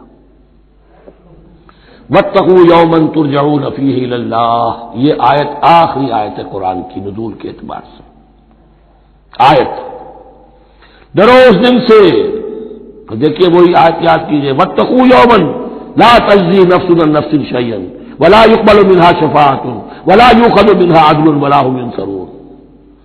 وَاتَّقُوا يَوْمًا لَا تَجْزِي نَفْسٌ عَن نَفْسٍ شَيْئًا وَلَا يُقْبَلُ مِنْهَا عَدْلٌ وَلَا تَنفَعُهَا شَفَاعَةٌ وَلَا هُمْ يُنصَرُونَ. وَاتَّقُوا يَوْمًا تُرْجَعُونَ فِيهِ إِلَى اللَّهِ، ڈرو اس دن سے جس دن کے لوٹا دیے جاؤ گے تم اللہ کی طرف. ثُمَّ تُوَفَّىٰ كُلُّ نَفْسٍ مَّا كَسَبَتْ، پھر ہر جان کو پورا پورا دے دیا جائے گا جو کمائی اس نے کی ہوگی. وَهُمْ لَا يُظْلَمُونَ، اور ان پر کوئی ظلم نہیں ہوگا.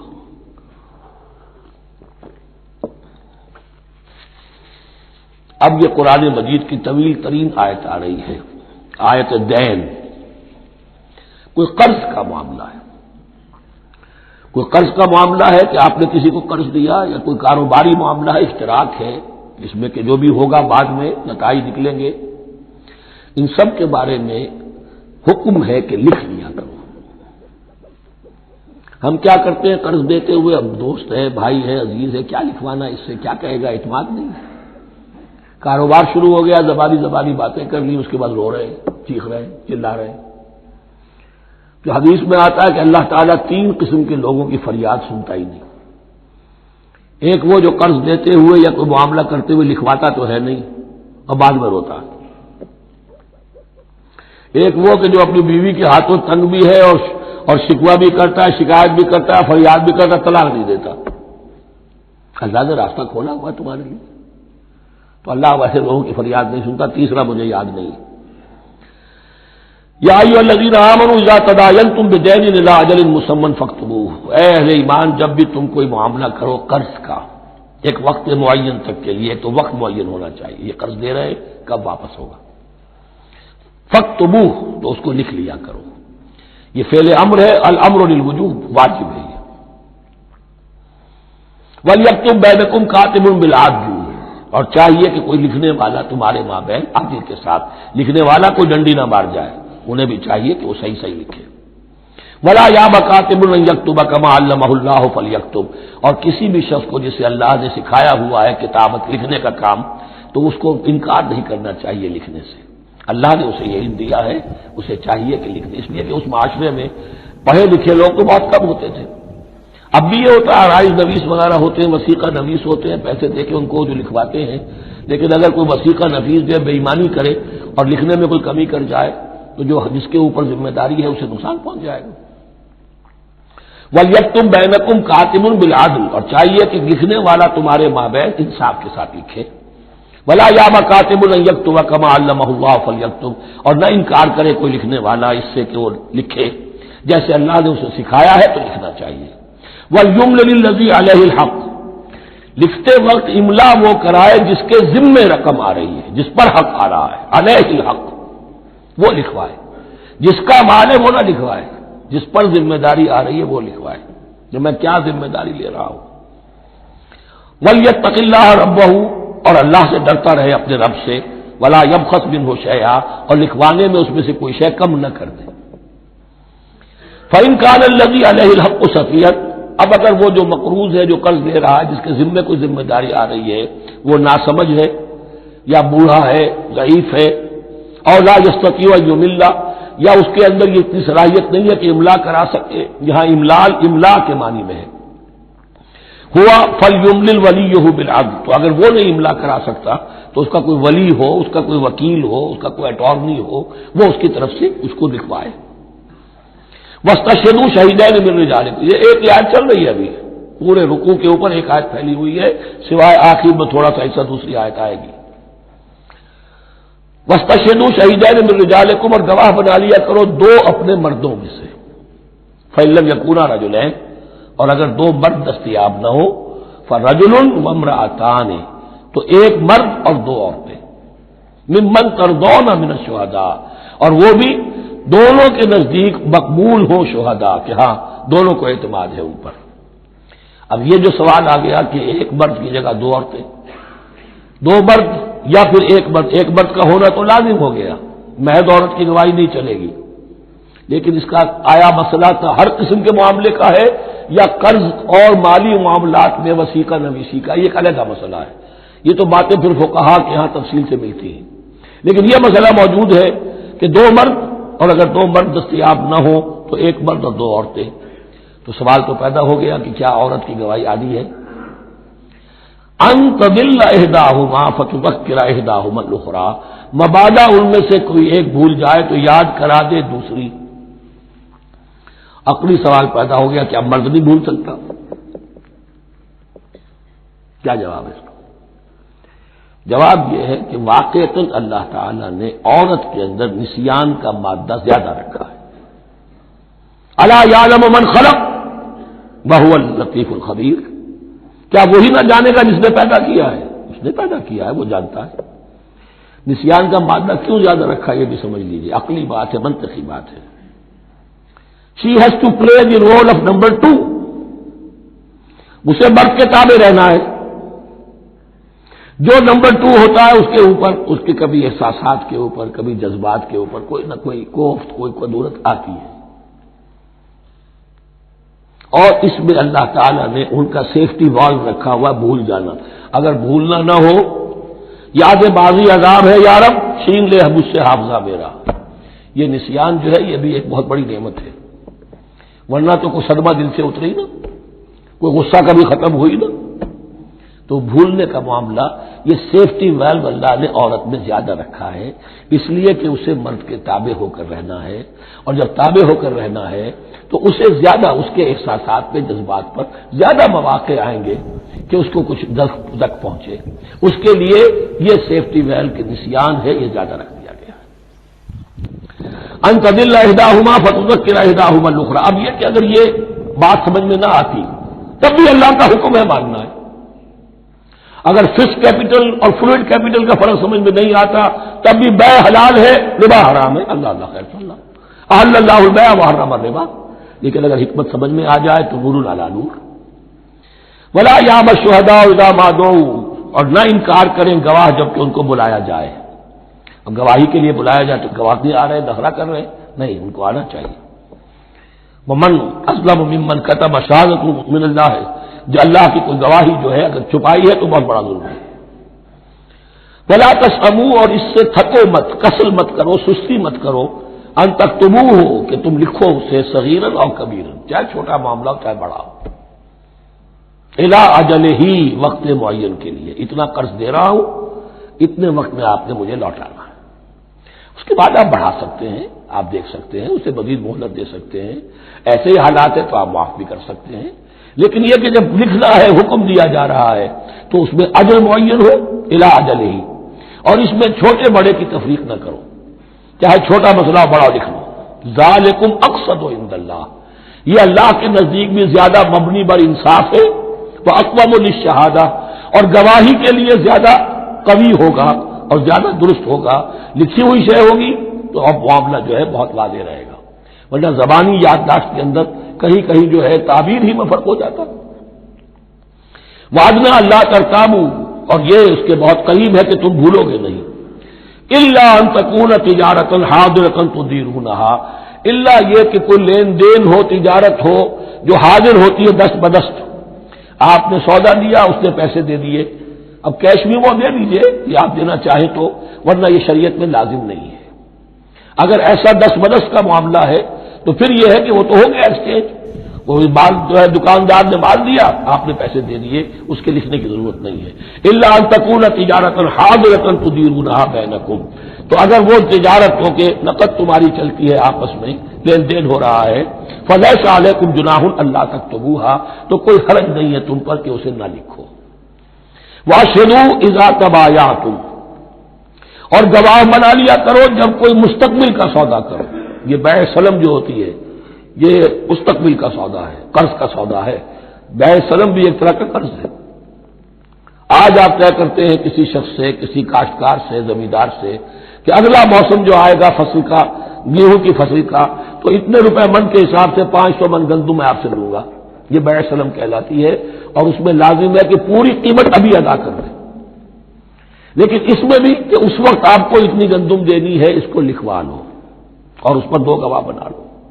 واشهدوا اذا تبایعتم ولا یضار کاتب ولا شہید, اور نہ نقصان پہنچایا جائے کسی لکھنے والے کو یا گواہ کو, اور نہ نقصان پہنچائے کوئی لکھنے والا یا گواہ. یہ یضار دونوں کے لیے آ جائے گا, یہ معروف بھی ہے اور مجور بھی ہے. نہ ضرر پہنچایا جائے اور نہ ضرر پہنچائے, نہ کوئی کاتب اور نہ کوئی شہید گواہ. وَإِن تَفْعَلُوا, اگر تم ایسا کرو گے, نقصان پہنچاؤ گے, فَإِنَّهُ فُسُوقٌ بِكُمْ, تو یہ تمہارے لیے بہت بڑے گناہ کی بات ہوگی. وَاتَّقُوا اللَّهَ, اللہ سے ڈرو. وَيُعَلِّمُكُمُ اللَّهُ, اللہ تمہیں تعلیم دے رہا ہے. وَاللَّهُ بِكُلِّ شَيْءٍ عَلِيمٌ, اللہ ہر چیز کا علم رکھنے والا ہے. یہ ایک آیت ہوئی ہے. آخری پارے کی میرا غالب 4 5 6 صورتیں جمع کر لے تو جا کر ہی ایک آیت کا حجم برابر ہوگا. جو میں نے کہا تھا کہ آیات کی تعین توقیفی ہے, یہ ہمارے حساب کتاب سے, گرامر سے, منطق سے, علم بیان سے کوئی تعلق نہیں اس کا. وَإِن كُنتُمْ عَلَىٰ سَفَرٍ, اور اگر تم سفر پر ہو, وَلَمْ تَجِدُوا كَاتِبًا, اب وہاں کو لین دین کا معاملہ ہو گیا, قرض کا ہو گیا, کاتب کوئی ہے نہیں. فَرِحَانٌ مَقْبُوضَةٌ, تو کوئی گروی شے رکھ لو قبضے میں. فلاں شے آپ کے قبضے میں رہے گی, آپ اتنے پیسے مجھے دے دیجئے, میں جب یہ واپس کر دوں گا اپنی چیزیں آپ میری چیز مجھے لوٹا دیجیے. یہ رہن ہے مقبوضہ. لیکن رہن سے کوئی فائدہ اٹھانے کی اجازت نہیں, وہ سود ہو جائے گا. اگر مکان رہن میں رکھا گیا ہے, قبضہ تو ہوگا اس کا, لیکن یہ کہ وہ اس کا کرایہ نہیں دے سکتا, کرایہ مالک کو جائے گا, اس سے کوئی استفادہ نہیں کر سکتا اس مال سے. رہان المقبوضہ. فإن أمن بعضكم بعضا, پھر اگر کوئی شخص اب اطمینان کرتا ہے اور اعتبار کرتا ہے تم میں سے بعض کسی بات کا، فَلْيُؤَدِّ الَّذِي اؤْتُمِنَ أَمَانَتَهُ، تو اب چاہیے اس شخص کو کہ جس کے اوپر یہ امانت آئی ہے، اگرچہ اس کے پاس رہن دینے کو کچھ نہیں تھا، یا یہ کہ دوسرے بھائی نے اس پر اعتماد کیا اور اس کی وجہ سے کوئی شے رہن نہیں لی، تو اب اس سے کوئی غلط فائدہ نہ اٹھائے، وہ گویا کہ اس کے پاس جو اس نے قرض لیا امانت ہے، اس کے پاس وہ امین بنایا گیا ہے۔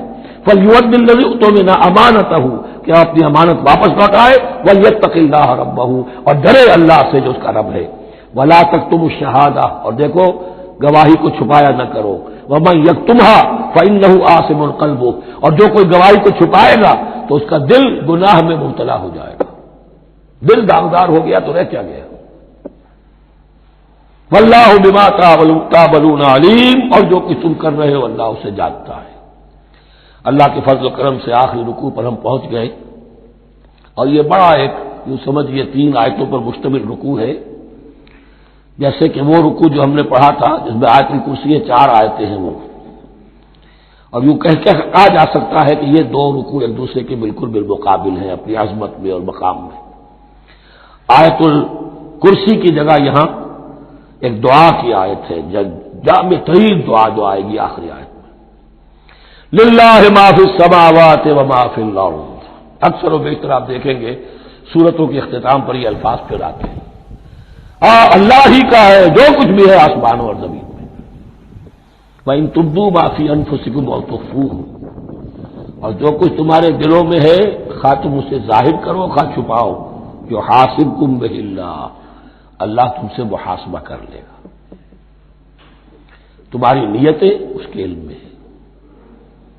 ان اللہ لا ينظر الى صورکم ولا الى اموالکم ولکن ينظر الى قلوبکم واعمالکم، اللہ تمہاری صورتوں کو نہیں دیکھتا، تمہارے مال و دولت کو نہیں دیکھتا، تمہارے دل کو دیکھتا ہے، تمہارے اعمال کو دیکھتا ہے۔ تو دل میں جو کچھ ہے خواہ کتنا ہی چھپا لو اللہ کے محاسبے سے نہیں بچو گے۔ فَيَغْفِرُ لِمَن يَشَاءُ وَيُعَذِّبُ مَن يَشَاءُ، پھر وہ بخش دے گا جس کو چاہے گا اور عذاب دے گا جس کو چاہے گا۔ اختیار مطلق اللہ کے ہاتھ میں ہے۔ ہمارے ہاں اہل سنت کا عقیدہ یہی ہے، اللہ پر لازم نہیں ہے کہ وہ نیکوکار کو اس کا جزا ضرور دے اور بدکار کو اس کی سزا ضرور دے، اللہ کرے گا ایسا، یہ دوسری بات ہے، لیکن اللہ کی شان اس سے بہت اعلیٰ اور عرفہ ہے کہ اس پر کسی شے کو لازم قرار دیا جائے، اس کا اختیار مطلق ہے، مطلق۔ یفعل اللہ ما یرید، یفعل اللہ ما یشاء۔ اہل تشیع کا کہنا یہ ہے کہ اللہ پر عدل واجب ہے، اہل سنت کہتے ہیں اللہ عدل کرے گا، جزا و سزا میں عدل ہوگا، یہ ہم مانتے ہیں، واقعہ ہے، لیکن ہم یہ نہیں کہتے کہ اللہ پر عدل واجب ہے، اللہ پر کوئی شے واجب نہیں، بلکہ اللہ نے تو کتب علی نفسہ الرحمہ، اپنے اوپر واجب کیا ہے رحمت کو۔ وجوب کا لفظ جو آتا ہے اللہ پر تو وہ تو رحمت کا ہے، کتب علی نفسہ الرحمہ، اللہ نے اپنی ذات کے اوپر واجب کر لیا رحمت کو۔ واللہ علی کل شیء قدیر، اور اللہ ہر چیز کی قدرت رکھتا ہے۔ آمن الرسول بما انزل الیہ من ربہ والمؤمنون، ایمان لائے رسول صلی اللہ علیہ وسلم اس چیز پر کہ جو نازل کی گئی ان کی جانب ان کے رب کی طرف سے۔ غور طلب بات ہے، یہ بڑا باریک نکتہ ہے۔ نبی پر جب وحی آئی ہے کیسے پہچان لیا کہ یہ بدروح نہیں ہے، یہ جبرائیل ہے؟ آخر کوئی اشتباہ بھی تو ہو سکتا تھا، پہلا تجربہ تھا، اس سے پہلے نہ آپ نے کہانت سیکھی، نہ آپ نے کوئی اور اس طرح کی نفسیاتی ایکسرسائزز کی، آپ تو کاروباری آدمی تھے، ایک بہت ہی بھرپور زندگی گزار رہے ہیں، اہل و عیال والے ہیں، کاروبار کر رہے ہیں، آئی ایس لیول کا کاروبار ہے، تو فطرت جو ہے وہ پہچانتے ہیں۔ نبی کی فطرت وہ اتنی پاک اور صاف ہوتی ہے کہ اس کے اوپر کوئی بدروح کا کوئی اثر ہو ہی نہیں سکتا۔ اگر اس میں ایک اور واقعہ میں نے ایک جگہ پڑھا تھا، وہ میں پھر کسی وقت موقع آیا تو سناؤں گا آپ کو، اس وقت نہیں ہے۔ بہرحال ہمارے لیے بڑی تسکین کی بات ہے کہ اللہ تعالیٰ نے رسول کے ایمان کے تذکرے کے ساتھ ہمارے ایمان کا تذکرہ کیا۔ آمن الرسول بما انزل الیہ من ربہ والمؤمنون، ایمان لائے رسول صلی اللہ علیہ وسلم اس چیز پر جو نازل کی گئی ان کی جانب ان کے رب کی طرف سے، اور ایمان لائے صاحب ایمان۔ اللہم ربنا اجعلنا منہم، اللہم ربنا اجعلنا منہم۔ کلنا آمن باللہ وملائکتہ وکتبہ ورسلہ، یہ دوسرا مقام ہے سورہ بقرہ کے اندر جس میں ایمان کے جو اجزاء ہیں ان کو گنا گیا ہے۔ یاد ہے آیت البر، لیس البر ان تولوا وجوہکم قبل المشرق والمغرب ولکن البر من آمن باللہ والیوم الآخر والملائکۃ والکتاب والنبیین۔ یہاں بھی اسی طرح ہے، کلنا آمن باللہ وملائکتہ وکتبہ ورسلہ لا نفرق بین احد من رسلہ۔ اور یہ تیسری مرتبہ بات آ گئی ہے کہ رسولوں کے درمیان کوئی تفریق نہیں کی جائے گی۔ کہاں؟ پہلے تو آیا تھا 16ویں رکوع میں، لا نفرق بین احد منہم ونحن له مسلمون، اور اس سے بھی پہلے آیا تھا والذین یؤمنون بما انزل الیک وما انزل من قبلک، وہ لوگ جو ایمان رکھتے ہیں اس پر بھی جو ہے نبی آپ پر نازل کیا گیا اور اس پر بھی جو آپ سے پہلے نازل کیا گیا۔ لا نفرق بین احد من رسلہ، ہم اس کے رسولوں میں سے کسی کے مابین کوئی تفریق نہیں کرتے۔ تفضیل اسی صورت میں ثابت ہے، تلک الرسل فضلنا بعضهم علی بعض منهم من کلم اللہ ورفع بعضهم درجات وقالوا سمعنا واطعنا، وہی بات کہ جو کہی گئی تھی جب ان سے کہا گیا تھا واسمعوا، کیا کہا تھا انہوں نے؟ سمعنا وعصینا، سمعنا واطعنا، وہ کہتے ہیں ہم نے سنا اور مانا۔ غفرانک ربنا، ہماری درخواست ہے پروردگار تیری بخشش مانگتے ہیں۔ غفرانک، نون پر زبر ہے، مفعول ہے، نسألو کا غفرانک کا، اے اللہ ہم تجھ سے سوالی ہیں، تجھ سے طلب کرتے ہیں، درخواست کرتے ہیں تیری مغفرت کا۔ وإلیک المصیر، اور تیری ہی جانب لوٹ جانا ہے۔ یہاں پر وہ ایمان بالآخرہ بھی آ گیا جو یہاں اوپر نہیں آسان۔ آمن باللہ وملائکتہ وکتبہ ورسلہ، پھر رسولوں کے ضمن میں لا نفرق بین احد من رسلہ، لیکن اس کے بعد وإلیک المصیر، مغفرت اور اللہ کی طرف ہی لوٹ جانا ہے ہمارا، اس میں ایمان بالآخرہ آ گیا۔ اب آخری آیت، لا یکلف اللہ نفسا الا وسعہا، اللہ تعالی نہیں ذمہ دار ٹھہرائے گا کسی جان کو مگر اس کی وسعت کے مطابق۔ یہ بہت بڑے فضل و کرم والی آیت ہے، جیسے میں نے کہا تھا میگنا کارٹا جو ہے انسانی حقوق کا، کہ اجیب دعوت الداع اذا دعان، جہاں بھی مجھے کوئی پکارے، جب پکارے میں اس کی پکار سنتا ہوں، قبول کرتا ہوں۔ ہاں فلیؤمنوا بی فلیستجیبوا لی، انہیں بھی چاہیے کہ میرا کہنا مانے۔ دو طرفہ بات چلے گی، یک طرفہ نہیں۔ میری مانو، اپنی منواؤ، تم دعائیں کرو گے ہم قبول کریں گے، تم ہماری بات نہیں مانتے پھر تمہاری دعا تمہارے منہ پر دیوانی جائے گی۔ کرتے رہو قنوت نازلہ 40 دن کے 80 دن پڑھتے رہو، ڈھاکہ تو بیٹھ ہی جائے گا، بیٹھ گئے۔ یہودیوں سے شکست تو ہو ہی جائے گی، ہو گئی۔ کرتے رہو، عربین میں پڑھتے رہو قنوت نازلہ، مکے میں پڑھو، مدینے میں پڑھو، پوری دنیا میں پڑھو۔ اللہ کو پیٹھ دکھائی ہوئی ہے، اس کے دین کو پاؤں تلے روندا ہوا ہے، اللہ کے باغیوں سے دوستی ہے۔ کسی نے قبلہ ماسکو کو بنایا تھا اور کسی نے واشنگٹن کو بنایا تھا، تمہاری دعائیں کیسے قبول ہوں؟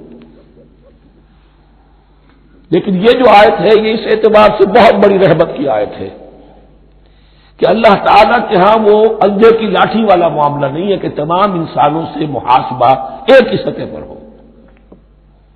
اللہ جانتا ہے کس کی کتنی وسعت ہے، اور وسعت کن چیزوں سے بنتی ہے۔ آپ کو کوئی اور جین ملے ہیں، مجھے کوئی اور جین ملے ہیں، انہیں کوئی اور جین ملے ہیں، جینز، ان جینز کی اپنی اپنی خصوصیات ہیں، خصائص ہیں، پراپرٹیز ہیں، لیمیٹیشنز ہیں۔ آپ کو کوئی اور ماحول ملا، اسے کوئی اور ماحول ملا، اسے کوئی اور ماحول ملا، تو hereditary factors multiplied by environmental factors, ان دونوں سے ایک شخصیت کا ہیولہ بنتا ہے انسان کا، جس کو پاٹن کہتے ہیں ہمارے مستری لوگ۔ جب لوہے کا کوئی شے جو ہے ڈھالنی ہے تو اس کے لیے پہلے مٹی کا یا لکڑی کا ایک پیٹرن بناتے ہیں، انگریزی میں پیٹرن ہے، وہ پاٹن کہتے ہیں ہمارے مصری لوگ. اب آپ لوہا جو ہے اس کو جب اسے کر لیں گے، مائع بنا لیں گے، گلا لیں گے، پھر اس میں ڈالیں گے، وہی شکل ہو جائے گی. یہ شاکلہ ہے ہر انسان کا جو بن جاتا ہے. قل کل یعمل علی شاکلتہ فربکم اعلم بمن هو اہدی سبیلا. اس شاکلہ کے اندر اندر آپ کو محنت کرنی ہے. اللہ جانتا ہے کس کا شاکلہ وسیع تھا، کس کا شاکلہ تنگ تھا، کس کے جینز اعلیٰ تھے، کس کے جینز ادنا تھے، کس کے ہاں ذہانت زیادہ تھی، کس کے ہاں جسمانی قوت زیادہ تھی. جو بھی کچھ اس نے دیا ہے، جس کو وہاں ہم نے رکھا اس کو وہاں رکھا، اس نے وہاں تعلیم پائی، اس نے یہاں تعلیم پائی.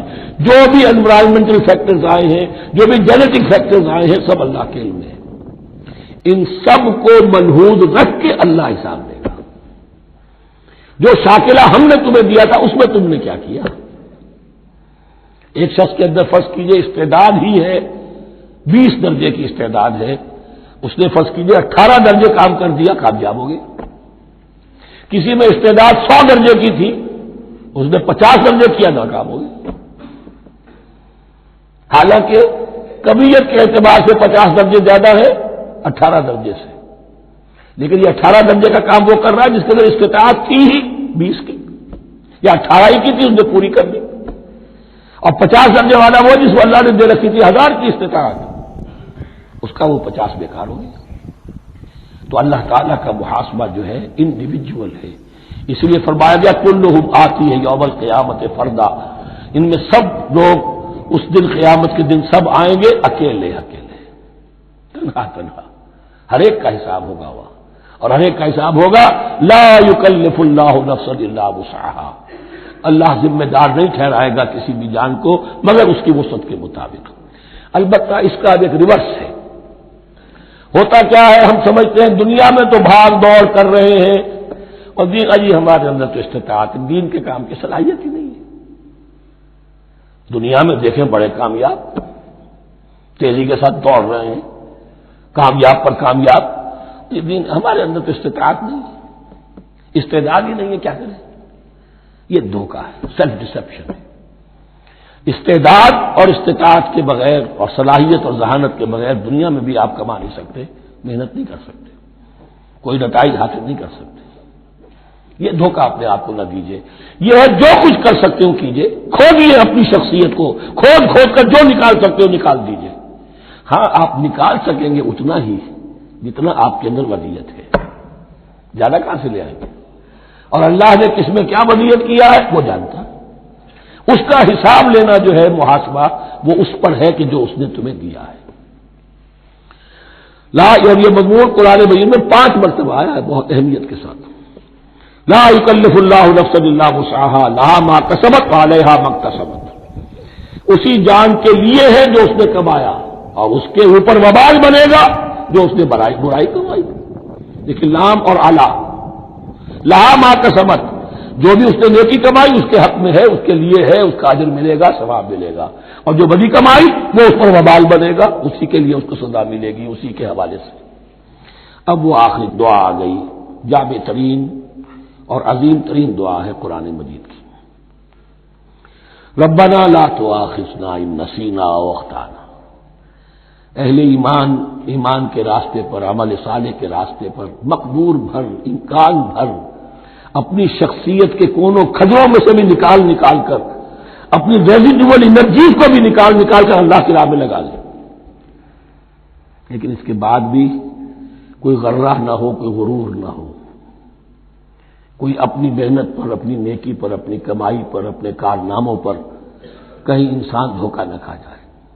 کیفیت کیا رہنی چاہیے وہ یہ ہے تواضع، عجز ان کے ساری. ربنا لا تؤاخذنا ان نسینا او اخطانا. اے رب ہم سے مواخذہ نہ کیجو اگر ہم بھول جائیں یا ہم سے خطا ہو جائے. نسیان بھی ہے، الانسان مرکب من الخطاء والنسیان. انسان کے اندر یہ دونوں چیزیں خطا اور نسیان یہ تو گندی ہوئی ہیں. خطا یہ ہے کہ آپ نے اپنی امکانی حد تک تو نشانہ ٹھیک لگایا تھا، نشانہ خطا ہو گیا، ٹھیک ہے کوئی بات نہیں، آپ کی نیت صحیح تھی. ایک اجتہاد کرنے والا اجتہاد کر رہا ہے، امکانی حد تک اس نے کوشش کی ہے کہ صحیح رائے تک پہنچے، لیکن خطا ہو گئی، اللہ معاف کرے گا۔ اس نے اپنی امکانی کوشش کی تھی، لہذا اسے ثواب ملے گا۔ مجتہد مخطی بھی ہو تو ثواب ملے گا، مجتہد مصیب ہے، صحیح رائے پر پہنچ گیا ہے تو دوہرا ثواب ملے گا، لیکن مجتہد مخطی ہے تب بھی ثواب ملے گا۔ تو بھول چوک پر، یہ بھول چوک خطا جو ہے، چوک صحیح ہے بالکل لفظ اس کے لیے، چوک جانا، نشانہ چوک گیا۔ تو اے پروردگار، جو بھی ہم سے سرزد ہو جائے، غلطی ہو جائے، بھول کی وجہ سے یا خطا کی وجہ سے، اس پر معاوضہ نہ کیجیے۔ ربنا ولا تحمل علینا اصرا کما حملته علی الذین من قبلنا، اور اے رب ہمارے، ہم پر وہ بوجھ نہ ڈالیو جس سے ہم لے کر چل نہ سکیں۔ دیکھیے ایک حمل ہوتا ہے جس سے حمال کا لفظ بنا ہے، جس کو لے کر انسان چلتا ہے۔ حمال اس بوری کو یا بوجھ کو اٹھا کر چل رہا ہے، جو آپ کی طاقت میں ہے اور جس سے لے کر آپ چل سکیں وہ ہے حمل، اور جو ہو آپ کو بٹھا دے، اسر اس کو کہتے ہیں۔ یہ لفظ سورہ اعراف میں پھر آئے گا، یضع عنہم اسرہم والاغلال التی کانت علیہم۔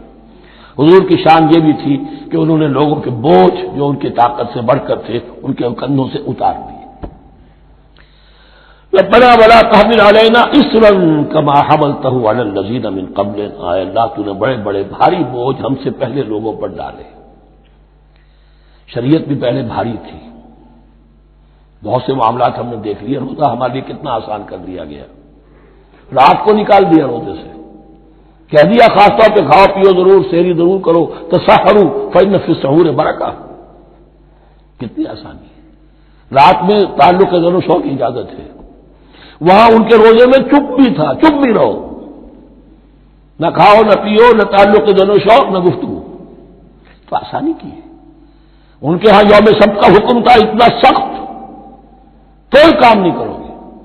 ہمارے ہاں وہ تھوڑے سے وقت کے لیے، اذا نودی للصلاۃ من یوم الجمعۃ فاسعوا الی ذکر اللہ وذروا البیع، اذان سے لے کر اور نماز کے ادا ہو جانے تک ہر کاروبار دنیاوی حرام ہے، لیکن اس سے پہلے اس کے بعد آپ کر سکتے ہیں، تو آسانی ہے۔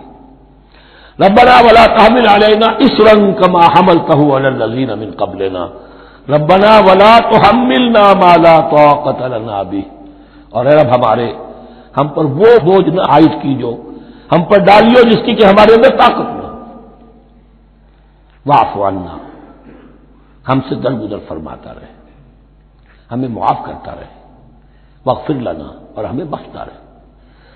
مغفرت کا لفظ جو ہے اس کو سمجھ لیجئے ڈھانپنا، مغفر کہتے ہیں خود کو، جو ہیملٹ پیٹرن ہوتا ہے تاکہ گولی جو ہے وہ سر پہ لگے تو یہ آپ کو بچا لے۔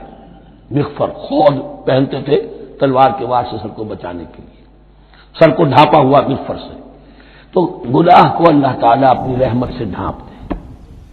واغفر لنا، ہماری خطاؤں کی پردہ پوشی فرما دے۔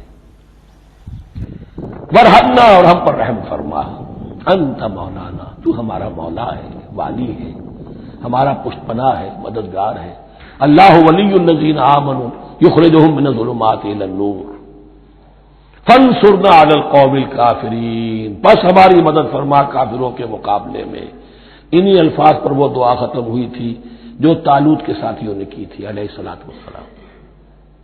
اصل میں یہ دعا اب تلقین کی جا رہی ہے، مرحلہ سخت آ رہا ہے، مرحلہ سخت ہے اور جان عزیز، تاب لاتے ہی بنے گی آپ غالب۔